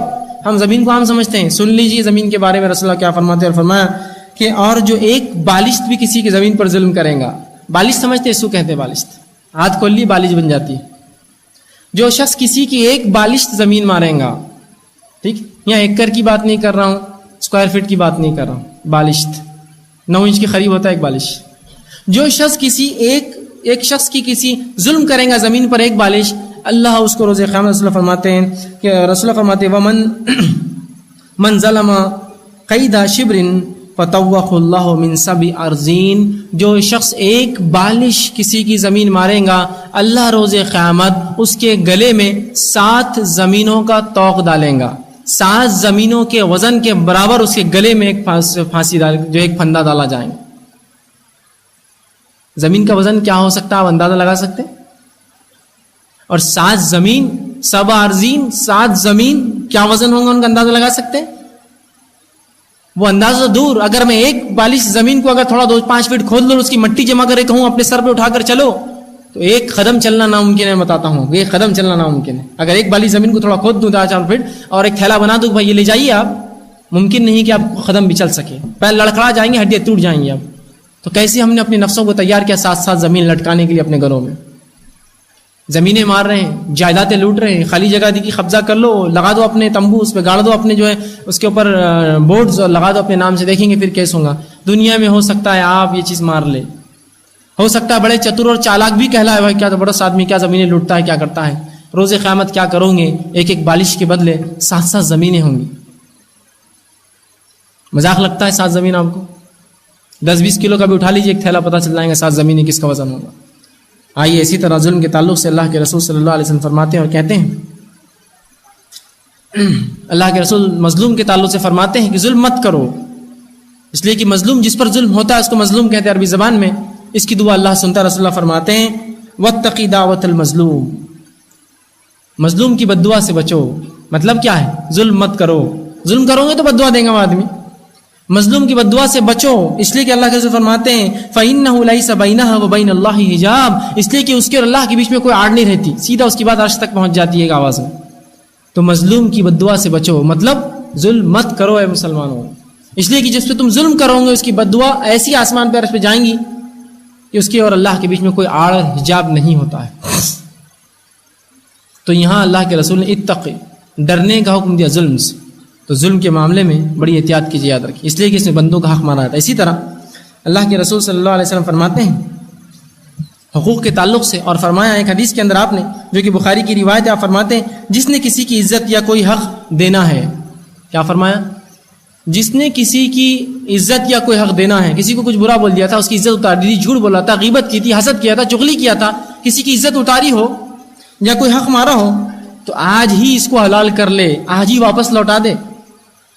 اب بہت سے لوگ بولتے ہیں ہمارے والدین نے اگر مارا ہو تو بچے لوٹائے, ورنہ اس کو عذاب ملے گا والدین. نہیں بھائی ہمارے باپ نے زمین لوٹی تھی, انہوں نے دکان کھائی تھی, ہم کیا انہوں نے نام پہ کر لیا, ہم کیسا دینا؟ نہیں دیجیے, ورنہ وہ بیچارہ جہنم میں جائیں گا, اس کے خاطر آپ دیجیے. کیا فرمایا اللہ کے رسول؟ جس نے کسی کی عزت یا کوئی حق دینا ہے آج ہی حلال کر لے, آج ہی دے دے. اور اللہ کے رسول صلی اللہ علیہ وسلم نے اس پہ عمل بھی کر کے بتایا. طبقات ابن سعد میں امام ابن سعد نقل کرتے ہیں کہ حضرت علی ابن ابی طالب رضی اللہ عنہ, انہوں نے اللہ کے رسول صلی اللہ علیہ وسلم کی وفات کے بعد, اندازہ لگائیے, رسول اللہ کی وفات کے بعد اپنی پوری زندگی ہر حج میں اعلان کیا کہ اگر اللہ کے رسول کے طرف اگر کوئی روپیہ اور پیسہ یا کوئی وعدہ باقی رہا ہو تو مجھ سے آ کر لے لے, بنا پوچھ تاچھ کے لوٹا دوں گا, دے دوں گا. ساری زندگی اعلان کرتے رہے ہر حج میں کہ اگر اللہ کے رسول نے کس سے کوئی وعدہ کیا ہو یا کوئی پیسہ ادھار لیا ہو تو آج مجھ سے لے لے, میں بنا پوچھے کہ کب اور کیا لوٹا دوں گا.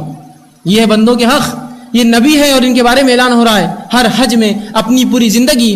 اور اللہ کے رسول صلی اللہ علیہ وسلم کے بعد علی بن ابی طالب رضی اللہ عنہ کم و بیش تقریباً 20 سال جیے, بات ختم نہیں ہوئی.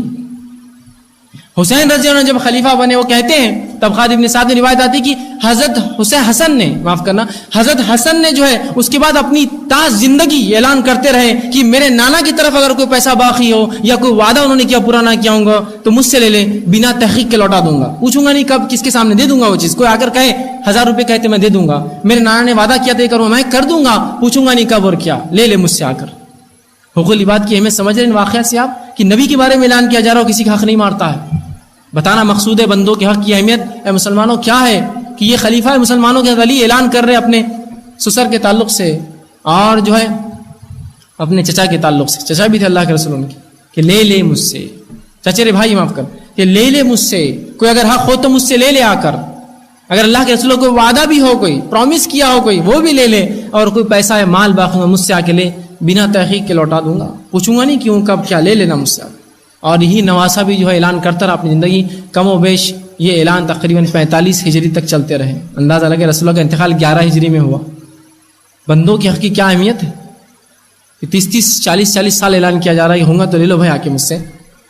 داماد بھی کر رہا ہے اور جو ہے نواسا بھی کر رہا ہے اعلان اس چیز کا. بندوں کی حق بتانا مقصود تھا بہرحال.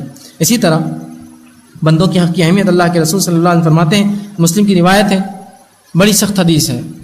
آپ صلی اللہ علیہ وسلم فرماتے اور آپ نے کہا جو خصم کے ذریعے کسی مسلمان کا حق لیتا ہے، جو خصم کے ذریعے ہوتا نا، کچھ لوگ خصم کھا لیتے ہیں، وہ میری فلاں خصم، یہ خصم کے ذریعے کسی مسلمان کا حق لوٹ لے، جھوٹی خصم مت لو، خصم کھا کر حق لوٹ لے کسی کا کہ بھائی خصم ہے کہ یہ مال میرا تھا، تمہارے والد نے مجھے دے دیا تھا، آپ کو بولیں گے والد کا وعدہ لے لو. تو جو کسی مسلمان کو خصم کھا کر دھوکہ دیتا ہے یا اس کا حق لے لیتا ہے کہ نہیں بھائی اللہ کی قسم یہ تو پیسے میرے تھے گرے ہوئے، آپ کے نہیں تھے، لے لیتا ہے وہ پیسے، جبکہ اس کے نہیں ہوتے ہیں.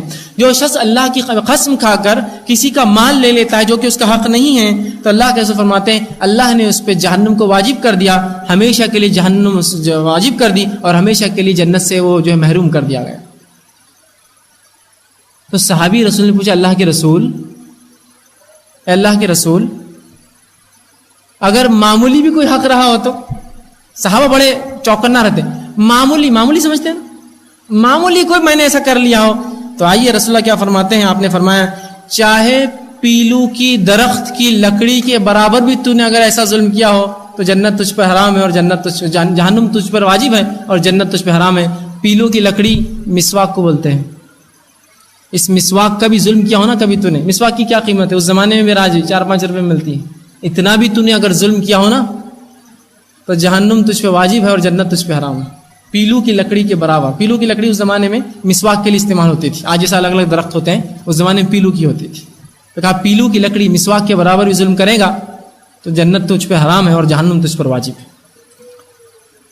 آج تو ہم نے کیا کچھ حق نہیں مارے لوگوں کے، کیا کچھ فتنے اور فساد میں اپنی نفسوں کو اور دوسرے نفسوں کو ہم نے نہیں ڈالا.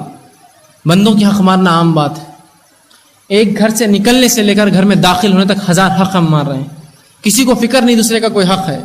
گھر سے انسان نکلا بے تحاشا گاڑی بھگا رہا ہے، نوجوان آج کل بڑے بھگاتے ہیں، لیکن وہ جانتا نہیں ہے اس سے انسانوں کے حق مارے جاتے ہیں.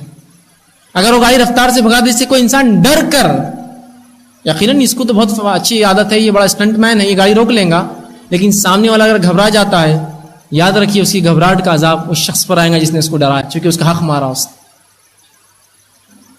حق مارا آپ نے اس کا. کسی خاتون کی بازو سے تیز گاڑی لے کر نکل گئے ہو تم، جس سے وہ گر گئی، تم تو چلے گئے ہنستے ہوئے. یاد رکھو اس کے زخم جب تک نہیں بھریں گے، اس کی ہر سکس کی ہر آہٹ ہر خون کا بدلہ تمہیں دینا ہے قیامت کے روز. اور قیامت کے دن سب سے پہلا حساب جس چیز کا بندوں کے حق میں ہوگا، اللہ کے رسول فرماتے ہیں وہ خون کا ہونے والا ہے. تم نے غلط گاڑی چلائی جس سے کسی کا خون بہا، تم کو کس نے حق دیا تھا گاڑی چلانے کا؟ اگر نہیں آتی تو تمہارا حق نہیں اس کو لے کے چلانے کا. اس لیے میں ہمیشہ کہتا ہوں کہ جس کو گاڑی چلانا نہیں آتی ہے، تم نے اس کے ہاتھ میں ہتھیار دے دیا ہے کہ تو وہ ظلم کریں گے آپ لوگوں پر. کسی کو جا کے مار دیں گے، آپ بولیں گے میرے تو بڑا رسوخ ہے، اثر ہے، میں چھڑا کے لا لوں گا. اس ظلم کا ذمہ دار کون ہے؟ تو آپ کیا سمجھتے ہیں معمولی چیزیں بندوں کے حق؟ گاڑی کو لائے آپ نے کہیں بھی پارک کر دیا اپنی گاڑی کو. ایک بیچارہ جس کی گھر میں کوئی بیمار ہے لے کر نکلنا چاہتا ہے، آپ کی گاڑی اس کے پیچھے کھڑی ہے اور وہ کہتا ہے میں نے بورڈ بھی لگایا تھا میری گاڑی کے پیچھے پارک مت کرو، مجھے جانا ہے، میں کیسا کروں، رکشہ لے جانا پڑے گا، میری مجبوری آ گئی. کیا آپ سمجھتے ہیں معمولی چیز ہے یہ؟ اگر وہ مر جائیں گے اگر راستے میں، کس پر آئیں گی ذمہ داری؟ تم نے مارا اس بندے کا حق. گاڑیاں آپ چلا رہے ہیں، زور سے ہارن بجا رہے ہیں، اگر اس ہارن سے کسی کو تکلیف ہوتی جبکہ لکھا ہوا ہے نو ہارن زون، ہارن مت بجائیے. بچے تعلیم حاصل کرے خلل ہوتا ہے، یاد رکھیے وہ تمام طلباء جتنوں کی تعلیم میں خلل ہوتا ہے تمہیں اس کا عذاب ملے گا، اس لیے کہ تم نے اس جگہ ہارن کیوں بجایا، بندوں کا حق مارا تم نے. ہم معمولی سمجھتے ہیں ڈھول تاشے بجا رہے ہیں اپنے محلوں کے اندر، ہم معمولی سمجھتے ہیں. ارے کوئی بیمار عورت ہے اندر، بیمار مرد ہے، کوئی بوڑھا ہے جو بیمار ہے اور تم ڈھول بجاتے ہو اپنے گھروں کے آس پاس، جس سے انسانوں کو تکلیف ہوتی ہے، بیچارہ سو نہیں سکتا ہے نا، بچے ڈر کے نیند میں سے اٹھ جا رہے ہیں، حتیٰ کہ جانوروں کو تکلیف ہو رہی ہے اس سے. قیامت کے روز آپ کیا سمجھتے ہیں یہ نام عمل میں لکھے نہیں جائیں گے یہ تکلیفیں؟ یہ بندوں کے حق ہے، یہ لکھے جائیں گے، یہ بندوں کے حق ہے، لکھے جائیں گے. تو ایک انسان جب مومن نکلتا ہے تو وہ سنجیدہ انسان ہوتا ہے اپنے آپ میں، وہ دوسروں کے حق ان کی اہمیت کو جانتا ہے، لہٰذا بہت سے کاموں سے وہ اجتناب کرتا ہے جو کر بھی سکتا نہیں کریں گے، اس لیے کہ بندوں کے حق مارے جاتے ہیں اس کے اندر. اگر میں کوئی گاڑی غلط کر دوں گا، کوئی میری لکڑی گھر کا کنسٹرکشن کا سامان راستے پہ آ جائے گا جس سے اگر ایک انسان گر گیا تو میرا گھر تو ایک طرف ہے یار، وہ نقصان میں کیسے بھرپائی کروں گا؟ اس کے لیے احتیاط کرے. لیکن ہمارے پاس کوئی سوچ نہیں، گرے گا کون، وہ گر رہا نہ مرنے دو، اس کا بچہ دبنے مجھے کیا لینا دینا. اگر ایسا ہم کریں گے تو ہماری عبادتیں، ہماری ریاضتیں، ہمارے صدقے اور خیرات یاد رکھیں روز قیامت ہم کو بالکل نہیں بچا سکتے، یاد رکھیں. آئیے اسی طرح اللہ کے رسول صلی اللہ علیہ وسلم مسلمانوں کی عزت ان کے احترام کے تعلق سے فرماتے اور کہتے ہیں کہ مومن دین میں بڑھتا رہتا ہے حتیٰ کہ جب تک کہ وہ ناجائز قتل نہ کر دے. ایک مسلمان دین میں بڑھتا رہتا ہے، خوب اچھے اعمال کرتا ہے، اللہ کے نزدیک اس کا مقام اونچا ہوتا ہے حتیٰ کہ وہ جب تک کسی کا قتل نہیں کر دیتا، اس کے نام عمل رک جاتا ہے پھر کہ تو اس نے حق مارا انسان کا، پھر اس کے نام عمل رک جاتا ہے اس کے اعمال.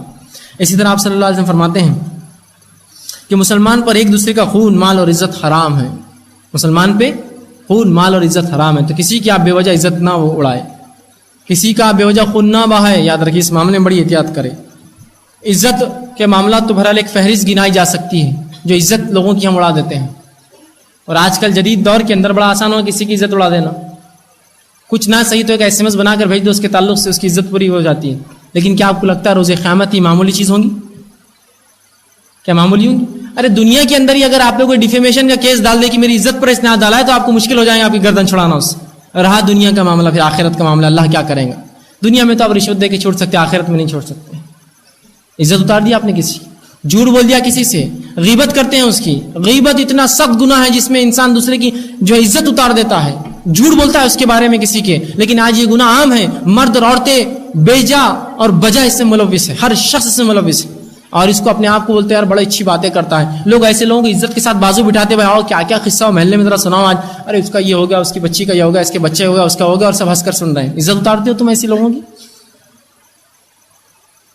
اللہ رب العزت نے قرآن میں فرمایا جو دوسروں کی غیبت کرتے ہیں وَلَا يَغْتَبْ بَعْضُكُمْ بَعْضًا، سورہ حجر نے فرمایا کہ تم میں سے آپس میں کوئی کسی غیبت نہ کرے. کیا تم میں سے کوئی پسند کریں گے اپنے مردار بھائی کا گوشت کھانا؟ فَكَرِهْتُمُوهُ، تم کو کراہت آئیں گی تو پھر تم غیبت مت کرو. صحابی رسول نے پوچھا اللہ کے رسول مل غیبہ یا رسول اللہ، اللہ کے رسول غیبت بولتے کس کو ہے؟ کہا ذکر کو اخاک بما یکرہ، اپنے بھائی کا ایسا ذکر کر، ایسی بات کر جس سے اس کے سامنے کی جائے اس کو برا لگے. تو کہا اللہ کے رسول اگر اس میں بات ہو تو، مطلب اس میں ہے تو میں بول رہا ہوں، تو اگر ہو تو غیبت ہے، نہیں ہے تو جھوٹ ہے. پھر تو اس میں برائی ہے لیکن تم دوسروں کے سامنے بیان کرو، اس کی اصلاح نہیں کرتے ہو اور دوسروں کو بولتے پھرتے ہو، یہ غیبت ہے. غیبت کے بڑے سخت انجام ہے، یاد رکھیے.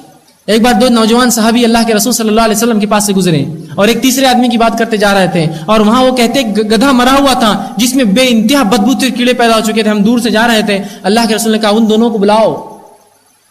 بلایا گیا، کہا اس کا گوشت کھاؤ. تو کہا اللہ کے رسول ایک تو گدھا حرام، اس پر مرا ہوا سڑ چکا ہے، بدبو آ رہی، کیڑے پڑ چکے ہیں. کہا تم دونوں جو ابھی بات کر رہے تھے نا تیسرے بھائی کے بارے میں، یہ اس سے برا تھا، اور تمہارے راتوں کے اندر میں ابھی بھی اپنے بھائی کا گوشت دیکھ رہا ہوں. مطلب تم نے اس کا قتل کیا، تم نے اس کو کھایا، اس لیے قرآن نے کہا جیسا کہ تم نے اپنے بھائی کا گوشت کھایا مردار. ایسی مثال ہے غیبت کرنے والے کی.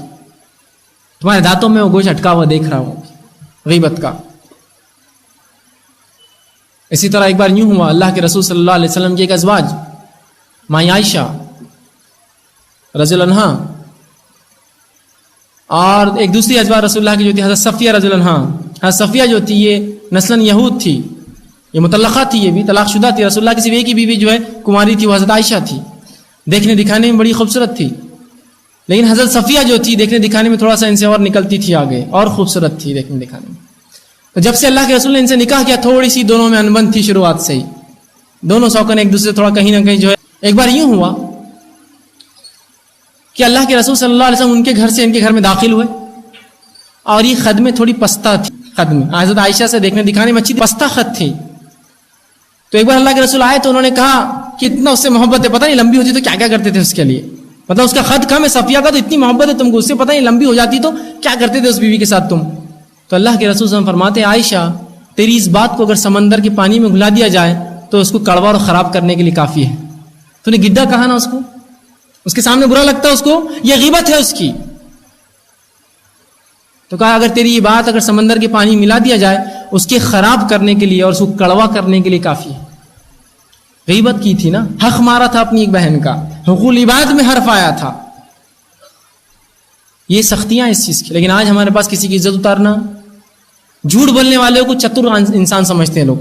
قابل مینیجر جو ہے جتنا جھوٹ بولتا ہے اتنا قابل مینیجر ہے, جتنا جھوٹ بولتا ہے اتنا قابل سیلس مین ہے. ہو سکتا ہے دنیا میں تو شاید آپ کچھ سیلس کر لے, لیکن آخرت میں اپنے نیکیوں کو سیلس کرنا پڑیں گے, بیچنا پڑیں گے. وہاں یہاں نہیں چلنے والا, وہاں کیسا آپ کریں گے؟ نہیں اللہ وہ تو میں نے کمانے کے لیے جھوٹ بولا تھا. تو کمائی کے لیے جھوٹ بولنا شریعت نے اجازت نہیں دی. کم کماؤ نا, کس نے کہا تم کو اتنا کماؤ, جھوٹ کیوں بولتے ہو؟ لیکن ہو جائیں گا, کر دوں گا, آ جانا, لے لینا, جبکہ معلوم ہی کام نہیں ہونے والا. بول دیں گے حق آسان ہوگا, کام کرتے بڑے بول دوں گا جاؤ, بعد میں کیا بھول گئے تو جان دو کون پوچھنے والا. کیوں کہا تھا پھر, آپ کہہ دیتے میں نہیں کر سکتا, جاؤ. حق مارا تم نے, جھوٹ بولا اس. تو ہم اس معاملات کو جو ہے ان معاملات کو بڑا آسان سمجھتے ہیں, یہ بہت بری بات ہے. اسی طرح جو ظلم کے ساتھ ساتھ ایک جو عام بات ہے چغلی اور غیبت کے بعد, وہ یہ ہے حسد. یہ وہ حق مارنا ہے جو انسان حق کم مار دیتا ہے اس کو پتہ بھی نہیں چلتا. حسد وہ چیز ہے کہ انسان دوسرے کی جو اللہ نے اس کو نعمتیں دی اس کو دیکھ کر جلے, اپنے دل میں تکلیف ہو اس کو, اور وہ چاہے اس کا زوال ہو جائے, یہ نعمتیں اس سے ختم ہو جائے, چھین لی جائے, برباد ہو جائے یا میرے پاس آ جائے. اس کو بولتے ہیں حسد. اور اللہ رب العزت نے قرآن میں دعا سے سکھائی, وَمِن شَرِّ حَاسِدٍ إِذَا حَسَدَ, دعا کرو اے نبی کہ حسد کرنے والوں کے حسد سے اللہ مجھے بچائے. حسد, مومن دوسرے کی نعمت کو دیکھ کے حسد نہیں کرتا بلکہ خوش ہوتا ہے اور کہتا ہے ماشاء اللہ لا حول ولا قوت الا باللہ, بھائی اللہ بہت اچھا, جیسا اللہ نے چاہا, نہیں ہے کوئی طاقت, نہیں ہے کوئی سوچ سمجھ اور طاقت سوا اللہ کی, بہت اچھا کیا تم نے. مومن یہ بولتا ہے. لیکن جو ایمان والا نہیں ہوتا ہے بولتا ہے یہ نعمتیں کیسے چھینے اس سے, یہ نعمتیں کیسے ختم ہو جائے اس سے, کیسے اس نعمتوں کا زوال ہو جائے, ڈوب جائے یہ نعمتیں سے, یا کیسے یہ نعمتیں میرے پاس آ جائیں. حسد کی دو قسمیں ہیں. ایک قسم تو وہ ہوتی ہے کہ انسان یہ کہتا ہے کہ اس کی نعمتیں مجھے مل جائیں, یہ بھی حرام. دوسری حسد جو سنگین ہے, بہت زیادہ حرام ہے, وہ یہ ہے کہ مجھے ملے نہ ملے اس کی ڈوب جائے. یہ سنگین حرام ہے, یاد رکھیں. اور یہ تو عام بات ہے. عورتوں میں یہ ناشکرہ پن, لوگوں کی نعمتوں کو دیکھ کر جلنا. مردوں میں بھی عورتوں میں بکثرت پایا جاتا ہے. کسی نے گھر بنا لیا, دیکھو اللہ کس کس کو دے رہا, ہم کو نہیں دے رہا. آپ یہ کہتے ماشاء اللہ, اللہ نے اس کو دے دیا جیسا چاہا, انشاءاللہ ہم کو بھی اللہ دیں گا, اور یہاں نہ صحیح اچھے عمل کریں گے تو آخرت میں جنت تو پا ہی لیں گے انشاءاللہ. وہ چھوڑ کر دیکھو فلاں ہو جا رہا, دیکھو فلاں ہے, دیکھو یہ ہے. کسی کی نعمت کو دیکھ بولتے ہیں ہم غریب ہیں, ہم کو نہیں دے رہا, اللہ ان کو دے رہا ہو. پہلے پیسے تھے اور پیسے مل گئے ان کو. یہ بولنا چاہیے ماشاء اللہ بڑا اچھا ہوا, اللہ نے آپ کو اور دیا. تاکید کرنا چاہیے کہ آپ خرچ کیجیے, اللہ کے نام اللہ اتنا دیتا ہے. آپ نہ کہ آپ جلے اس پر, حسد کرے اس سے.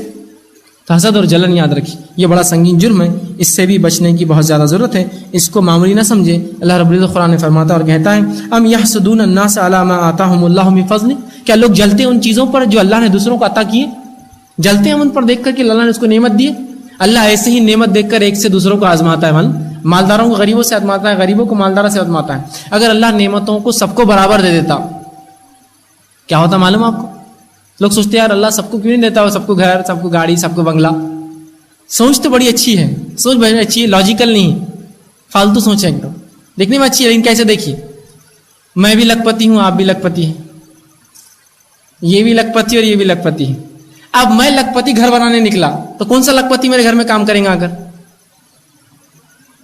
بھائی میرا گھر بناؤ نا, ارے اپن بھی لکھپتی ہے, ٹھیک, بھائی میرا گھر بناؤ نا, اپن بھی لکھپتی ہے.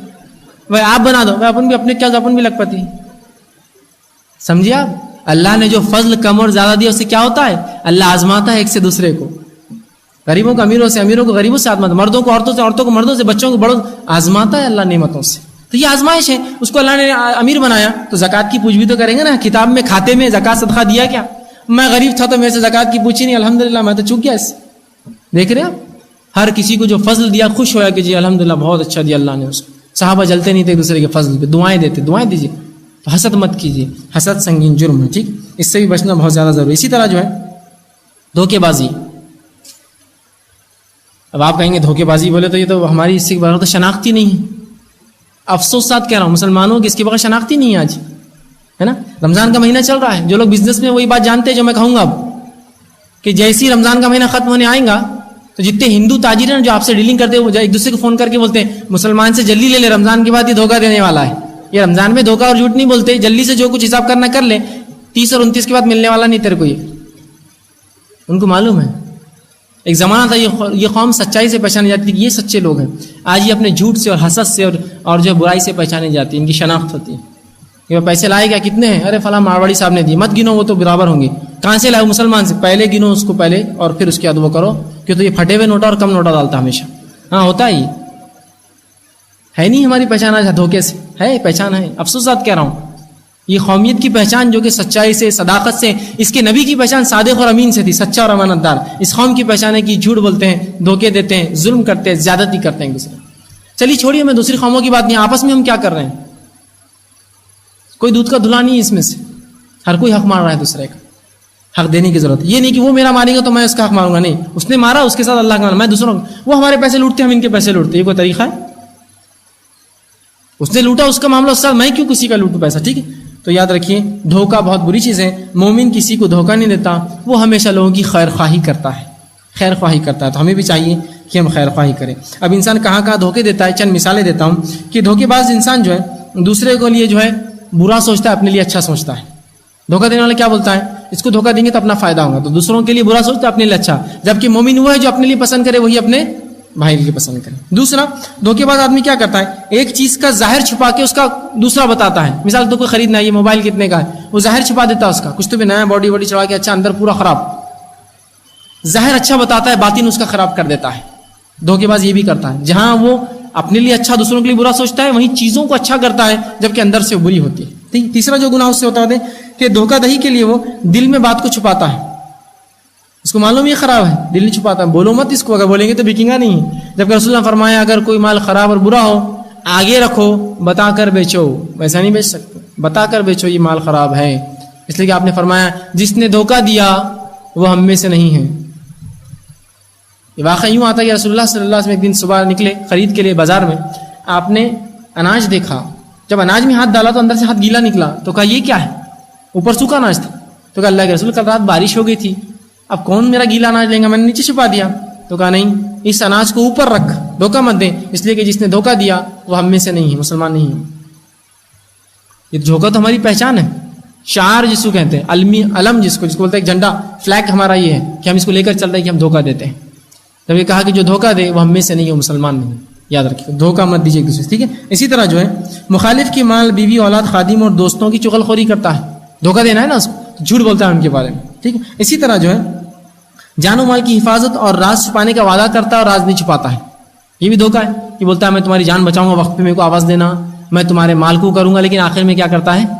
دھوکہ دے دیتا ہے. تو یہ ایسی جگہ ہے جہاں انسان جو ہے دھوکہ دیتا ہے. اسی طرح اللہ کے رسول صلی اللہ علیہ وسلم، بخاری اور مسلم کی متفقہ علیہ روایت ہے دھوکے کے تعلق سے.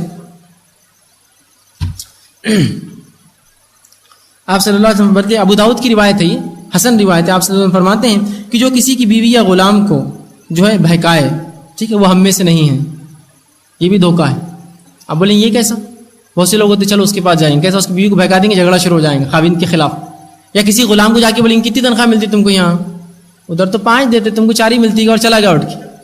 بہکایا اس نے اس کے غلام کو، اس لیے کہ یہاں سے نوکر چھوڑ کے چل جائیں گا پھر نوکری. جس نے کسی کی بیوی اور غلام کو بہکایا وہ ہم میں سے نہیں ہے. پھر اپنے مالک کے خلاف، اپنے شوہر کے خلاف کیا اس کو بہکا کر، وہ ہم میں سے نہیں ہے. لیکن آج ہم دیکھتے ہیں دھوکہ ہم آتے. دھوکے دینے والے کے تعلق سے اللہ قرآن میں فرماتا ہے کہ دھوکہ دینے والا خود اپنے دھوکے میں پھنستا ہے. اللہ رب العزت فرماتا ہے فمن نکث فانما نکث علی نفسی، اور جو وعدہ بیعت توڑ دے اس کا وبال اسی کے اوپر ہے. جو وعدہ کرے توڑ دے، دھوکہ دے دے، اس کا وبال اسی پہ. دوسری جگہ فرمایا ولا یحیق المکر السیئ الا باہلہ، کہ جو بری تدبیر کرتا ہے، برا سوچتا ہے دوسروں کے بارے میں، وہ اسی کے سامنے آ جاتا ہے، کرنے والے کے سامنے. ایسے بولتے ہیں نا جو کنواں کھودے وہی گرتا ہے اس کے اندر، وہی مثال ہے. قرآن نے کہا جو بری تدبیر، دوسروں کا برا سوچتا ہے، دھوکہ دوں، اللہ اس کو دھوکے میں ڈال دیتا ہے سب سے پہلے. ٹھیک ہے. تو دھوکے بازی سے اس سے ہم بچیں. اسی طرح ریا اور دکھاوا، انشاءاللہ اس پر پورا ایک تفصیلی عنوان آپ کے سامنے آئے گا. ریا اور دکھاوا ٹائم ٹیبلز انشاءاللہ آپ کے پاس نہیں ہوں گے تو جاتے جاتے ضرور لے جائیں. والنٹیئر سے گزارش کروں گا ٹائم ٹیبل لوگوں کے سامنے رکھے تاکہ وہ تفصیلات دیکھ لیں. اسی طرح جو ہے ریا سے بچنے کی ہم جو کوشش کریں. اسی طرح خود پسندی، اس میں بھی لوگوں کے حق مارے جاتے ہیں. اپنے آپ کو پسند کرے، دوسروں کو نہیں. بس میں جو بول رہا ہوں صحیح ہے، میں جو کر رہا ہوں صحیح ہے، میری بات ہی آپ مانو. خود پسندی بھی درست نہیں ہے. اسی طرح جھوٹ ہو گیا, دھوکہ دہی ہو گیا, چغلی ہو گیا, غیبت ہو گیا, اور کئی ایسی جو ہے مثالیں دی جا سکتی ہے بہرحال جو اس میں آتی ہے. تو اس معاملے میں میں سمجھتا ہوں بندوں کے حق کی اہمیت ہمارے سامنے واضح ہوئی. بندوں کے حق ماننا یہ ایک سنگین جرم ہے, دنیا اور آخرت کے اندر اس کے بڑے وبال ہیں. جو دھوکہ دیتا ہے, جو بھی بندوں کے حق مارتا ہے, دنیا میں بھی عذاب جھیلتا ہے, اور آخرت کے عذاب تو بہرحال میں نے کئی احادیث کے ذریعے آپ سے گنا دیے. تو بہرحال ہم کوشش کریں, تہیہ کریں, یہ اپنے آپ سے وعدہ کریں کہ انشاءاللہ عزیز ہم کسی کو دھوکہ نہیں دیں گے. اگر دھوکہ دیا ہو تو انشاءاللہ عزیز اس کو لوٹانے کی کوشش کریں گے. کوئی مال یا کچھ لیا ہوگا تو واپس دے دیں گے. غیبت چغلی کی ہوں گے تو اس سے جا کر معافی مانگ لیں گے اور اس معاملے کو ختم کریں گے. ورنہ اگر ہم نے حلال دنیا میں نہیں کر لیا, یہ چیز بدلہ نہیں لے لیا, تو آخرت میں یاد رکھیے اس کا بڑا سخت عذاب ہونے والا ہے. اسی کے تعلق سے ایک روایت آتی ہے کہ ایک بار عمر بن خطاب رضی اللہ عنہ نے جو ہے ابوبکر کو کچھ کہہ دیا.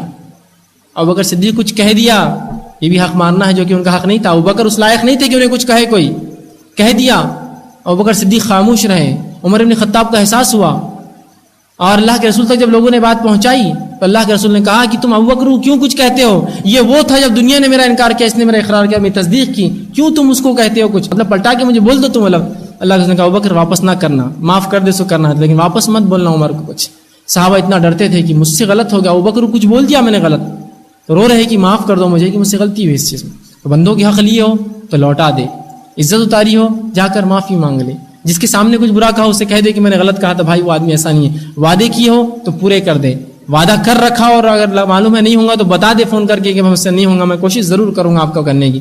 تو حقوق والی بات کو مذاق نہ سمجھے, معمولی نہ سمجھے, ان کی بڑی اہمیت ہے دنیا اور آخرت کے اعتبار سے. جو اللہ کے اور بندوں کی حق ادا کرتا ہے ان کے بڑے فائدے بھی ہیں. ایسے لوگ مشہور اور عزت بھی ملتی ہے دنیا میں, اللہ عزت بھی دیتا ہے جو بندوں کی حق ادا کرتے ہیں. اس لیے اللہ کے رسول پہلے سے مشہور تھے صادق اور امین کے نام سے. تو لہٰذا کوشش کرے, تہیہ کرے کہ ہم بندوں کے حق دیں گے, چاہے ہم مرد ہو, چاہے عورتیں ہوں, چاہے بچے ہو, چاہے بوڑھے ہو. غلطی جب کبھی بھی ہوئی ہو, آج اس غلطی کی تلافی کریں گے, آج ہم اس کی معافی مانگیں گے. لوگوں سے کیوں تو معافی مانگیں گے, کچھ لیا ہو تو لوٹانے کی کوشش کریں گے, کوئی مال ہو تو اس کو لوٹا دیں گے, اس لیے کہ درست نہیں ہے. یہ اللہ رب العزت سے آخر میں دعا ہے کہ اللہ سبحانہ تعالیٰ جو ہے مجھے اور آپ کو جو کہنے سننے زیادہ ہمیں عمل کی توفیق دے. ہمیں جب تک زندہ رکھے اسلام اور ایمان پر ہمیں زندہ رکھے, اور جب بھی ہمارا خاتمہ ہو ایمان پر خاتمہ ہو, اور بندوں کی حق ادا کرنے کی ہمیں توفیق دے, اور اللہ کی حق بھی ہم ادا کرے. وآخر دعوانا ان الحمد للہ رب العالمین.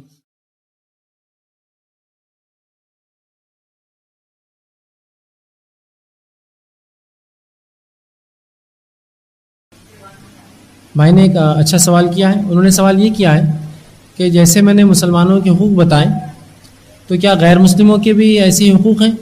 جبکہ امت مسلمہ کا ایک بڑا طبقہ ہے جو ان کے حقوق کو سمجھتا نہیں ہے, ان کے حق ادا نہیں کرنا چاہتا. تو سب سے پہلی چیز یاد رکھ لیجئے, مسلمانوں کا حق سب پر ہے, پوری انسانیت پر ہے. یاد رکھیے ہمیں ان کا بھی حق ادا کرنا ہے. غیر مسلموں کے ہم پر کیا حقوق عائد ہوتے ہیں؟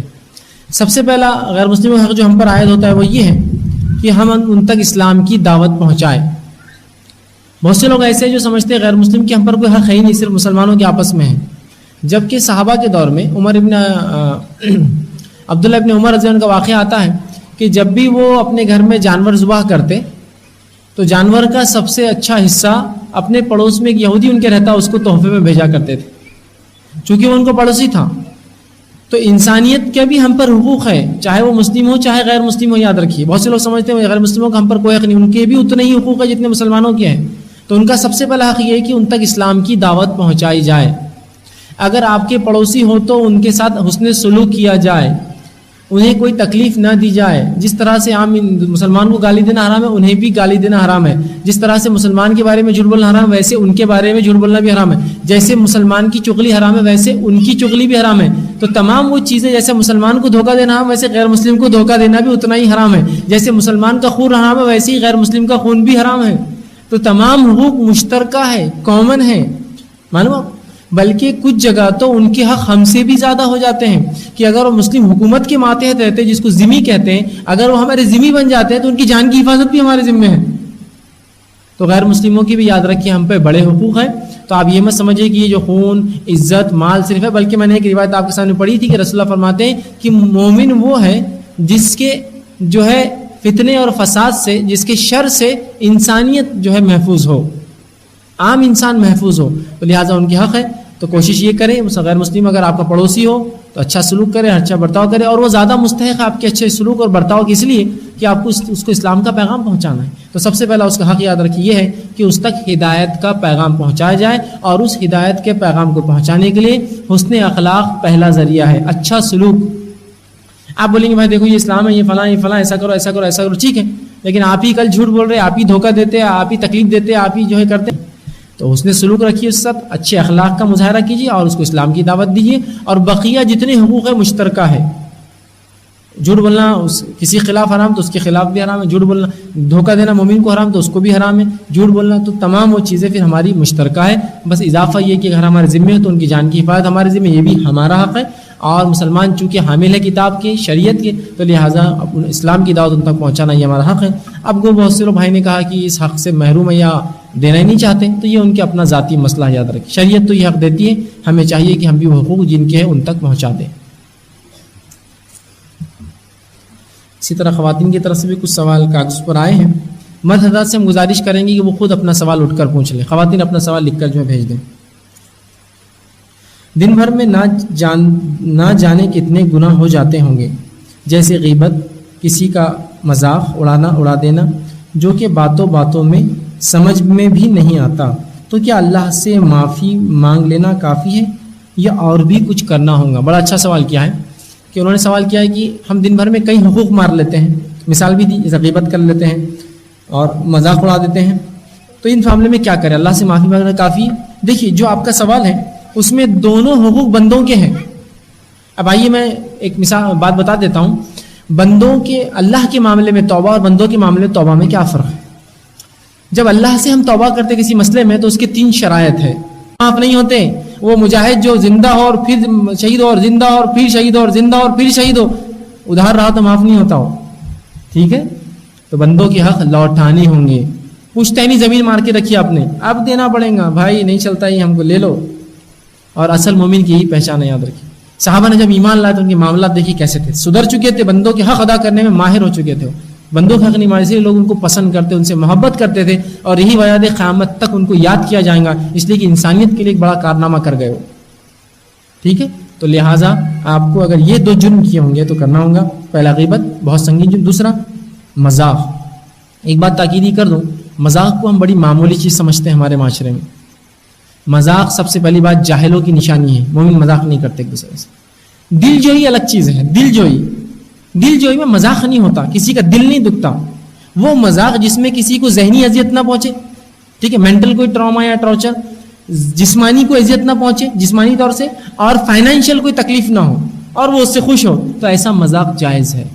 لیکن کسی کو ذہنی تکلیف ہو رہی ہے، بول رہا مت کرو، یا مالی تکلیف ہو رہی ہے جسمانی، تو ایسا مذاق جائز نہیں ہے شریعت میں، یاد رکھ لیجیے آپ، ٹھیک ہے؟ شریعت یہ نہیں کہہ رہی کہ مذاق ہی مت کرو، لیکن وہ مذاق جو شریعت کے خلاف ہو حرام ہے، یاد رکھیں، بہت سخت حرام ہے، بہت سخت، اس لیے کہ مذاق سے دل ہی نہیں دکھتے ہیں، بڑے بڑے مسائل پیدا ہوتے ہیں، بڑی بڑی جنگیں اور بڑے بڑے فساد صرف مذاق سے شروع ہوئے ہیں۔ آپ نے تو یہ واقعہ سنے ہوں گے، خون ہو گیا مذاق کی وجہ سے، 2 دوستوں نے مذاق کیا اور خون کر دیا آپس میں، بس بات مذاق سے شروع ہوئی، جھگڑا بڑھ گیا آگے۔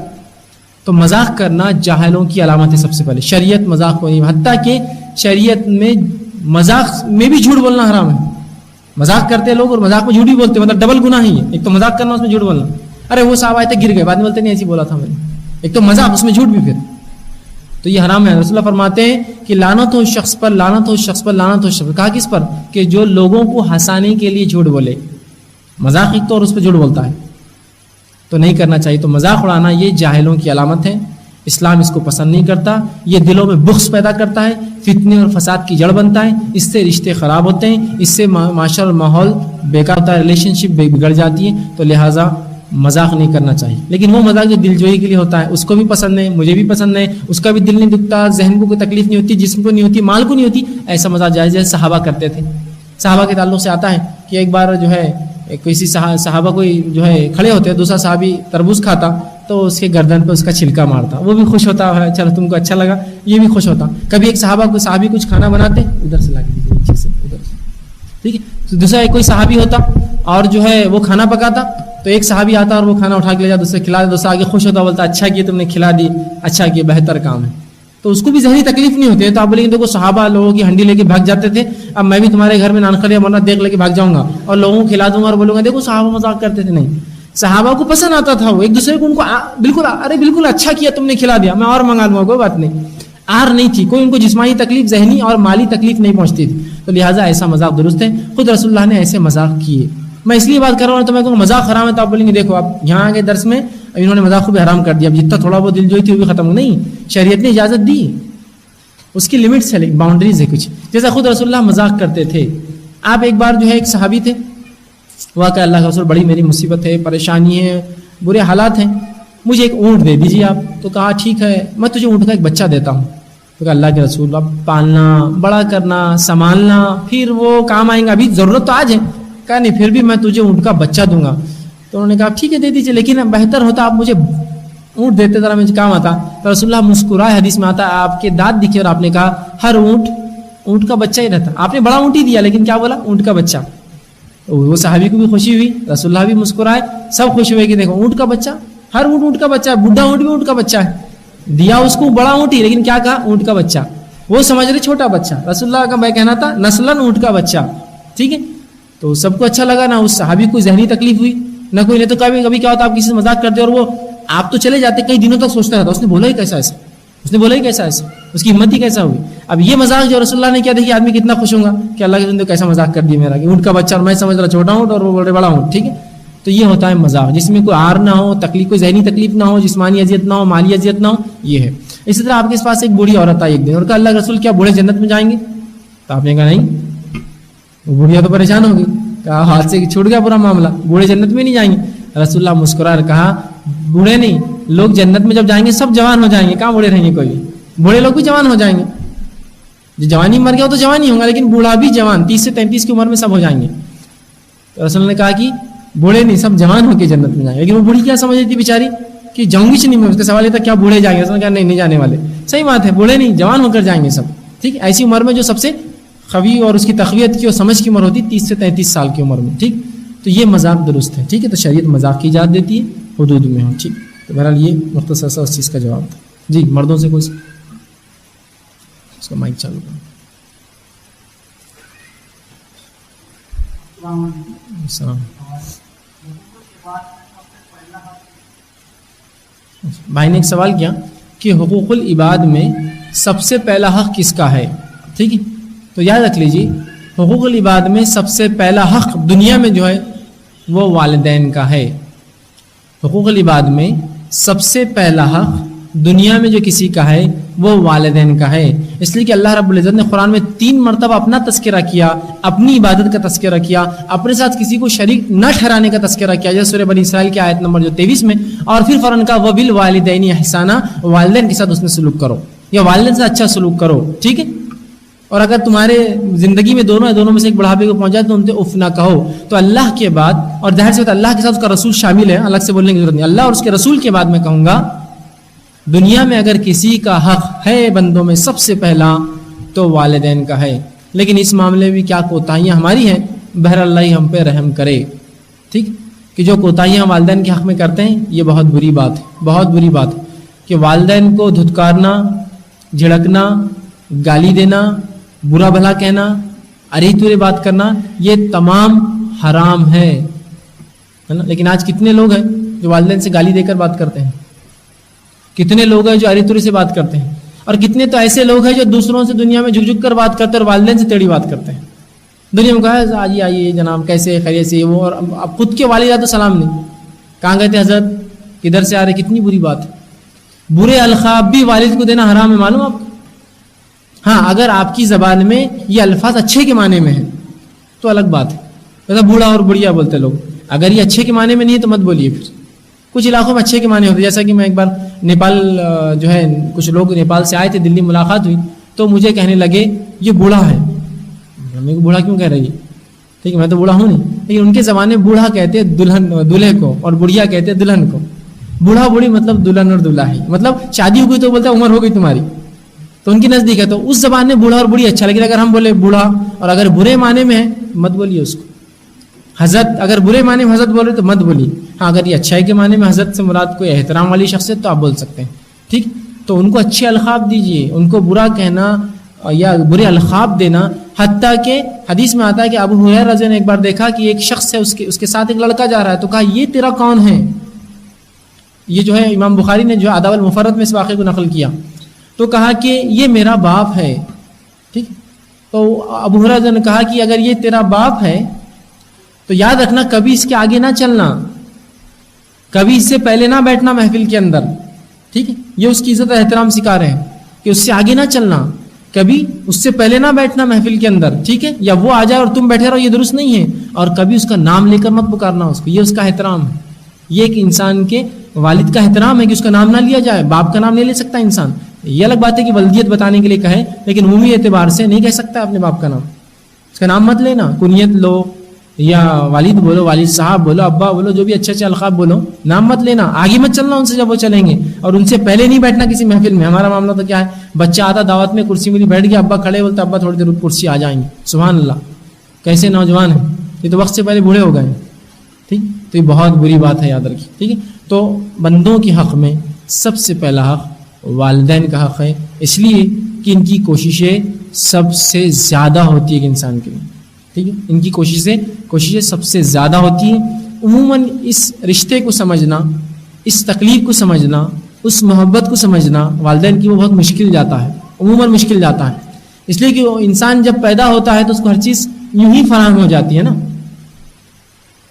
یہ بات میں شرط سے کہتا ہوں، آپ لوگوں کے خود کے ذاتی معاملات بھی دیکھیے، آس پڑوس بھی دیکھیے. ایک انسان جو خود سائیکل پر جاتا ہے، میں شرط سے کہہ رہا ہوں اس کے بچہ لونا یا ٹو ویلر چلاتا ہوں گا. خود سائیکل پر جا رہا باپ، لیکن بچے کے پاس کیا ہے، ٹو ویلر ہے. تو اس کی تکلیف، وہ رشتہ ہی عجیب ہے، آپ سمجھ نہیں پائیں گے اس کی تکلیف، اس کی محبت، اس کی انسیت، وہ آپ نہیں سمجھ پائیں گے. کیونکہ وہ خود جو نہیں کھاتا آپ کو کھلاتا ہے، خود جو نہیں پہنتا آپ کو پہناتا ہے. لڑکیوں کا معاملہ ہے، لڑکوں کا معاملہ یہی معاملہ ہے. خود جو سواری نہیں کرتا دوسروں کو سوار کراتا، خود جو چیزیں نہیں کھا سکتا بچوں کو کھلاتا. تو یہ ہے والدین، جو خود نہیں کرتے وہ دوسروں کے لیے کرتے، جو خود اپنے لیے پسند کرتے لیکن نہیں کرتے بچوں کے لیے لیکن پسند کرتے. ان کا حق سب سے زیادہ ہے. گو اس معاملے میں سب سے زیادہ ہم کوتا ہے آج کے دور میں. تو اس چیز کو سمجھنے کی ضرورت ہے. ان کا بہت مرتبہ مقام ہے. اللہ اور اس کے رسول کے بعد ایک الفاظ میں کہہ رہا ہوں، ان کا ہی مقام ہے، یاد رکھ لیجیے، ان کا ہی مقام ہے. اگر کوئی شخص اپنے والدین کا اطاعت گزار نہیں ہے تو اللہ کا اطاعت گزار بھی نہیں میرے نزدیک ہے، یاد رکھ لیجیے. ہاں، نافرمانی کا حکم دے تو الگ بات ہے، آپ نہ مانیں. نافرمانی کا حکم دے تو نہ مانیں، لیکن جھڑکنے کا تو اس حالت میں بھی حکم نہیں ہے آپ کو مانو.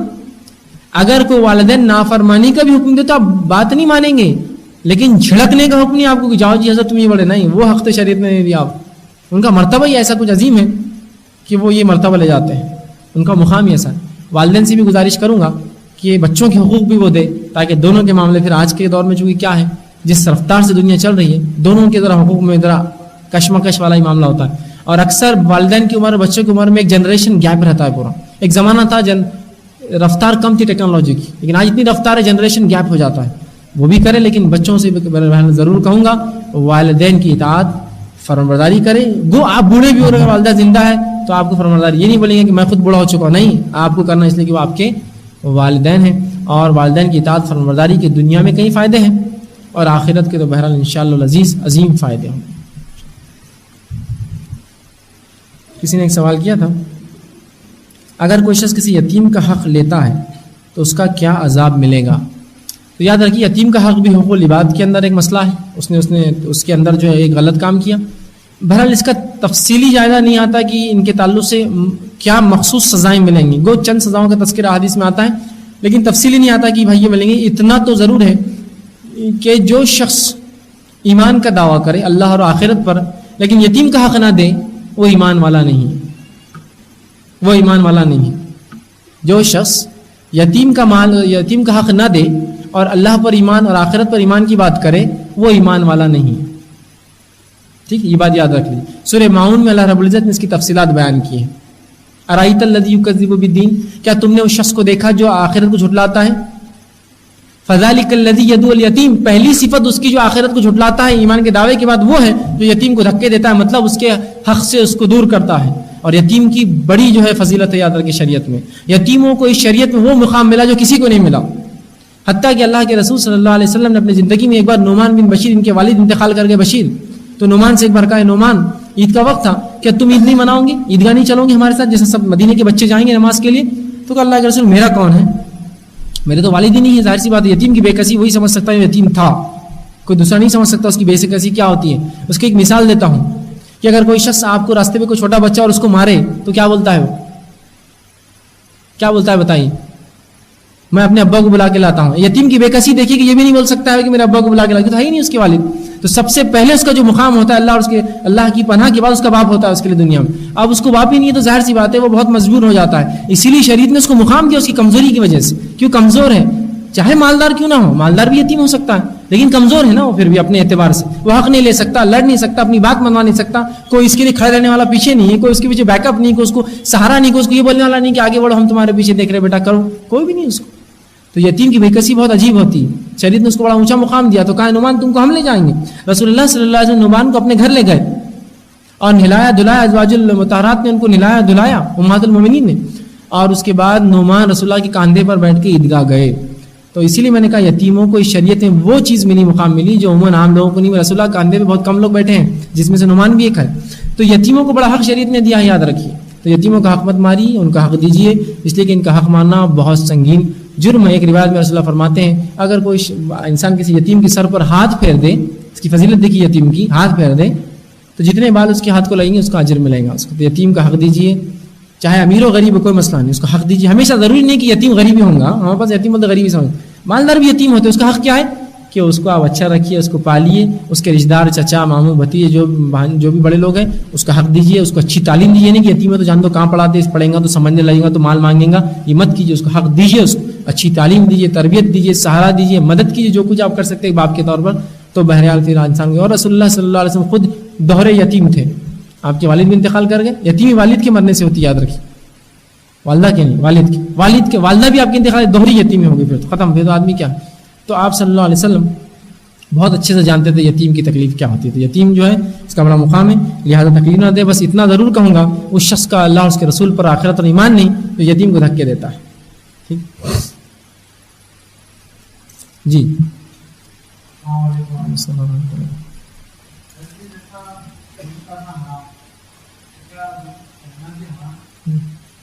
بھائی نے ایک اچھا سوال کیا، جیسا کہ شریعت میں ظلم سہنا حرام ہے تو کیا ظلم کرنا بھی حرام ہے؟ ظلم کرنا حرام ہے تو کیا ظلم سہنا بھی حرام ہے؟ یاد رکھیے ہاں، شریعت میں دونوں ہی چیزیں حرام ہیں. مومن نہ ظلم کرتا ہے نہ ظلم سہتا ہے، یہ مومن کی فطرت ہے. لیکن ابھی کچھ علاقے، کچھ ماحول، کچھ حالات ایسے ہو جاتے ہیں جہاں انسان مجبور ہوتا ہے. مجبوری ایک الگ شکل ہے، وہ مستثنا ایکسیپشنل ہے. لیکن عام حالت میں مومن نہ ظلم کرتا ہے نہ ظلم سہتا ہے. معنی کیا ہوا اس کا؟ نہ ہم خود دوسروں پر ظلم کریں، نہ کوئی ہم پر ظلم کرے تو ہم اس کو سہیں. لیکن ہر بار ظلم نہیں سہنے کا معنی یہ کہ میں لڑتا ہوں. ہر بار ظلم نہیں سہنے کا معنی یہ نہیں کہ میں لڑتا ہوں، بلکہ ظلم کو جواب دیتا ہوں اس کے بدلے میں. اگر طاقت دی اللہ نے تو ہاتھ سے روک کر جواب دوں گا. حدیث میں آتا ہے کہ اگر کوئی برائی دیکھو تو ہاتھ سے روکو، ہاتھ سے نہ روک سکے تو زبان سے روکو، اور زبان سے نہ روک سکے تو دل میں برا جانو. یہ ایمان کی آخری حدیث، اس سے نیچے ایمان نہیں ہے. لیکن جب بھی حدیث ہمارے سامنے آتی ہے ہم اس کو کیسا سمجھتے ہیں؟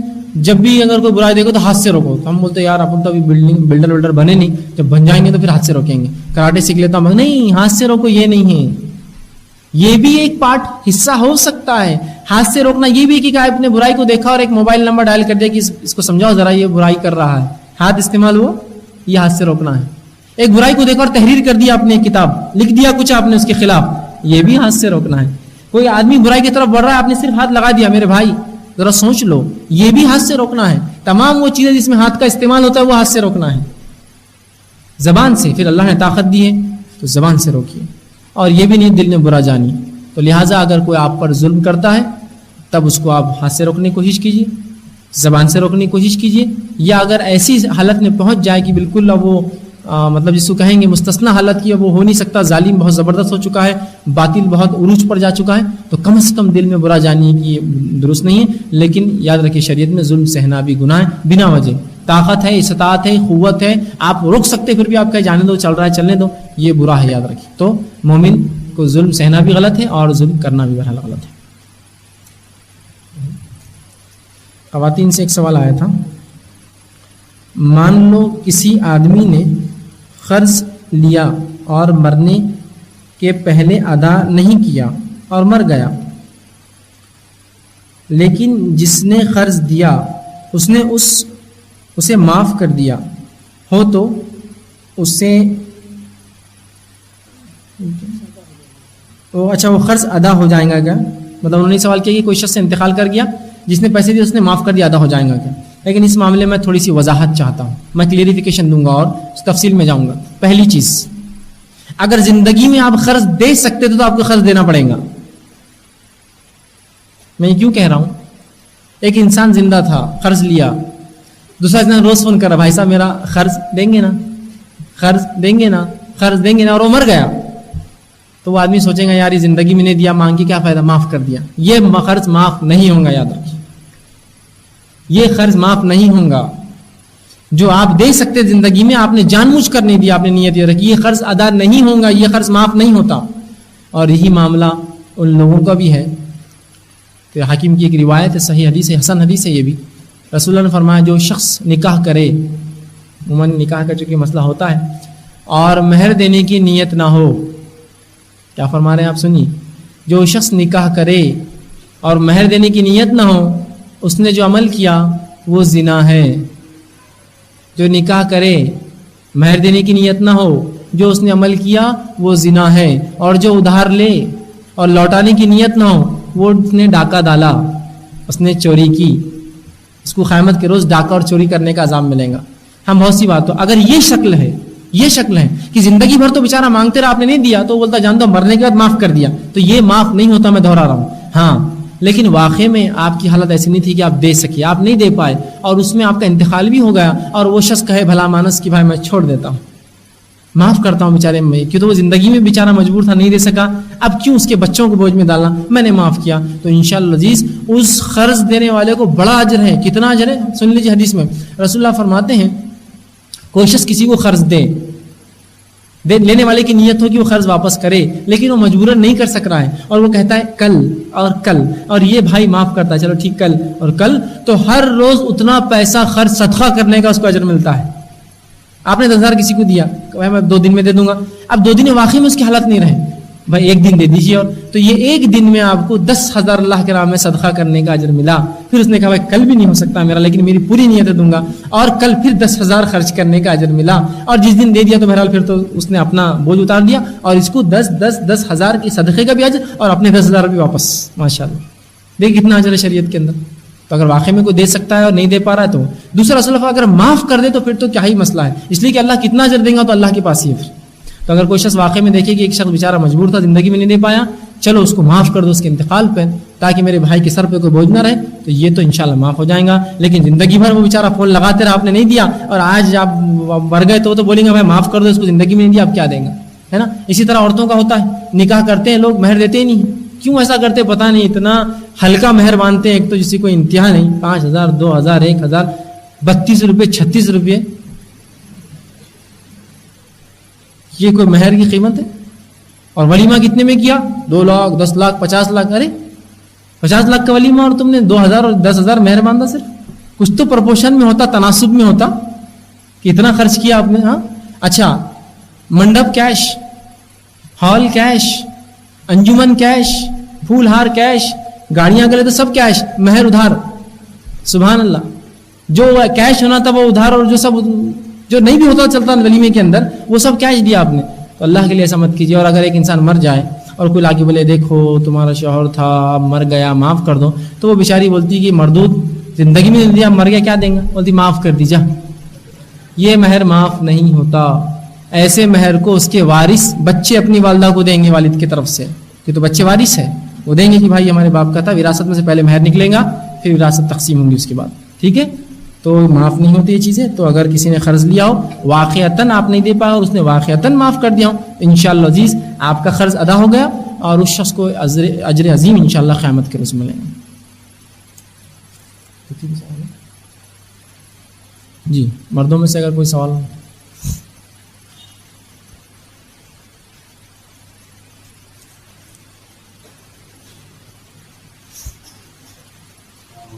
السلام.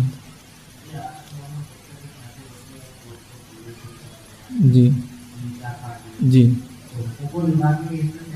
جی بھائی نے ایک اچھا سوال کیا، اور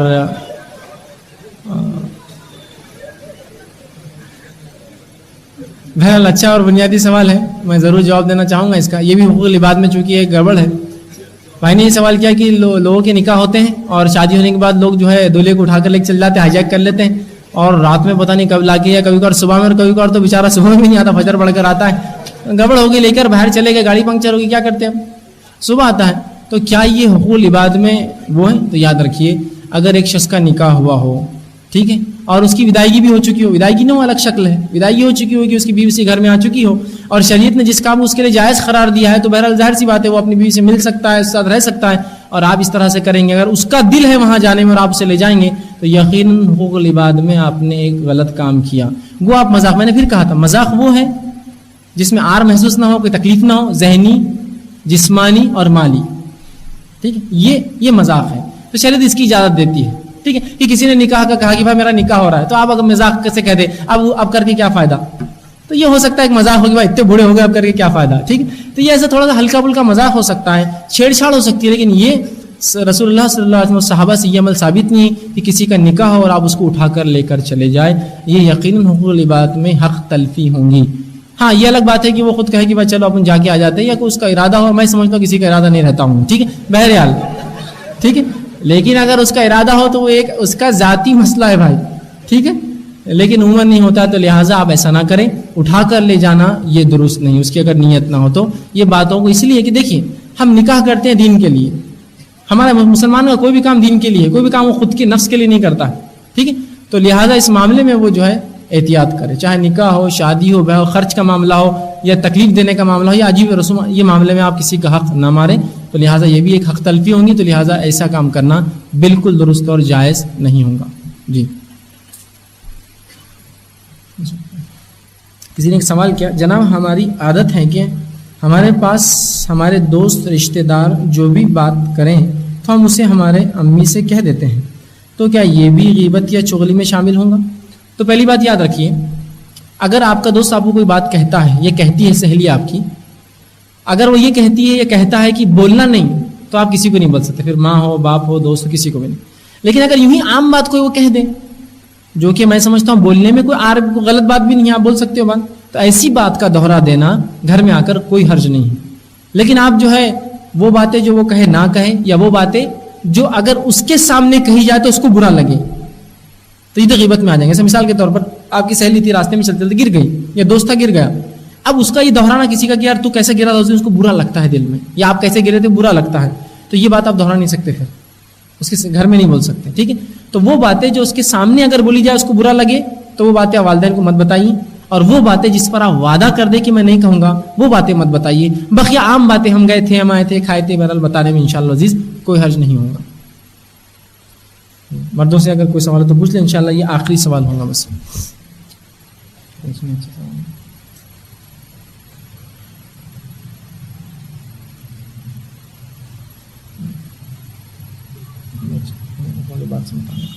کسی نے سوال کیا, اگر کوئی شخص رشتہ توڑ دے, جیسے بہنوں اور بھائیوں کے درمیان دوری بناتا ہے, اس کے بارے میں بتائیے. تو یاد رکھیے اب اس کے تعلق سے تو بہرحال گناہ گار تو وہ ہے, کیا گناہ ملیں گا واللہ عالم, کیونکہ اس کا حدیث میں نہیں آتا اس کے تعلق تذکرہ کیا. لیکن یقیناً اگر اس کے غیبت یا چغلی کرنے سے, یا اس کے جس کو بولیں گے غلط بیانی سے اگر رشتہ ٹوٹتا ہے, تو یقیناً اس کو رشتہ توڑنے کا, خطا رحمی کا, مطلب وہ کو دور کرنے کا, دو مومنوں کو الگ کرنے کا یقیناً عذاب ملے گا.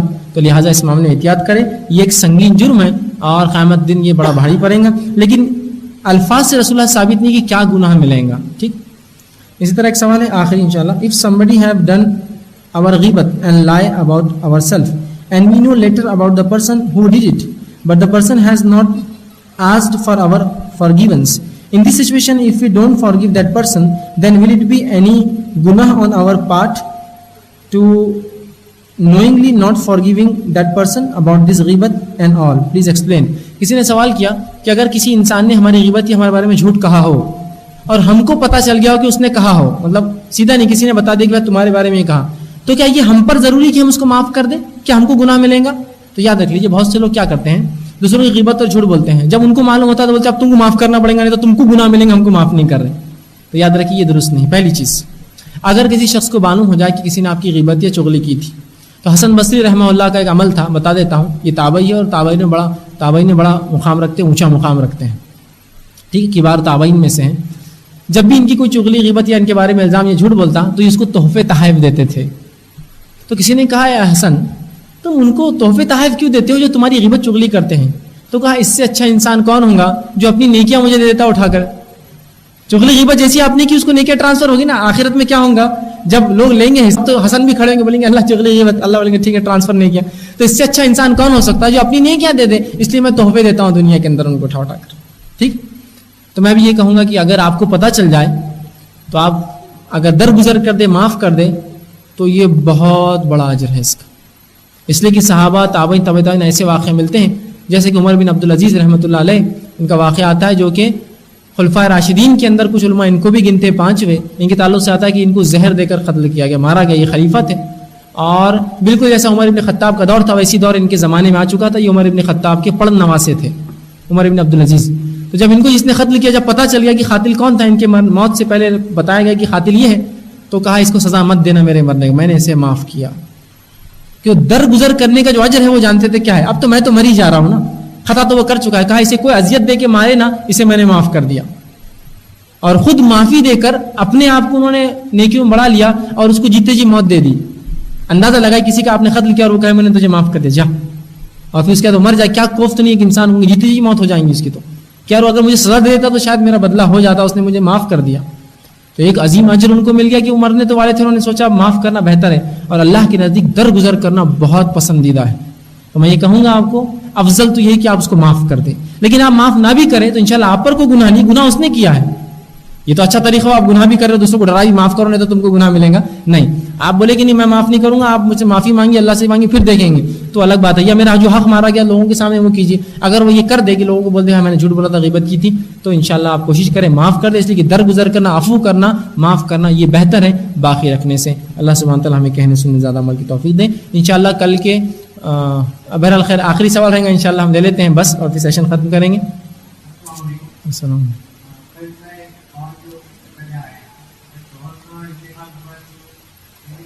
جی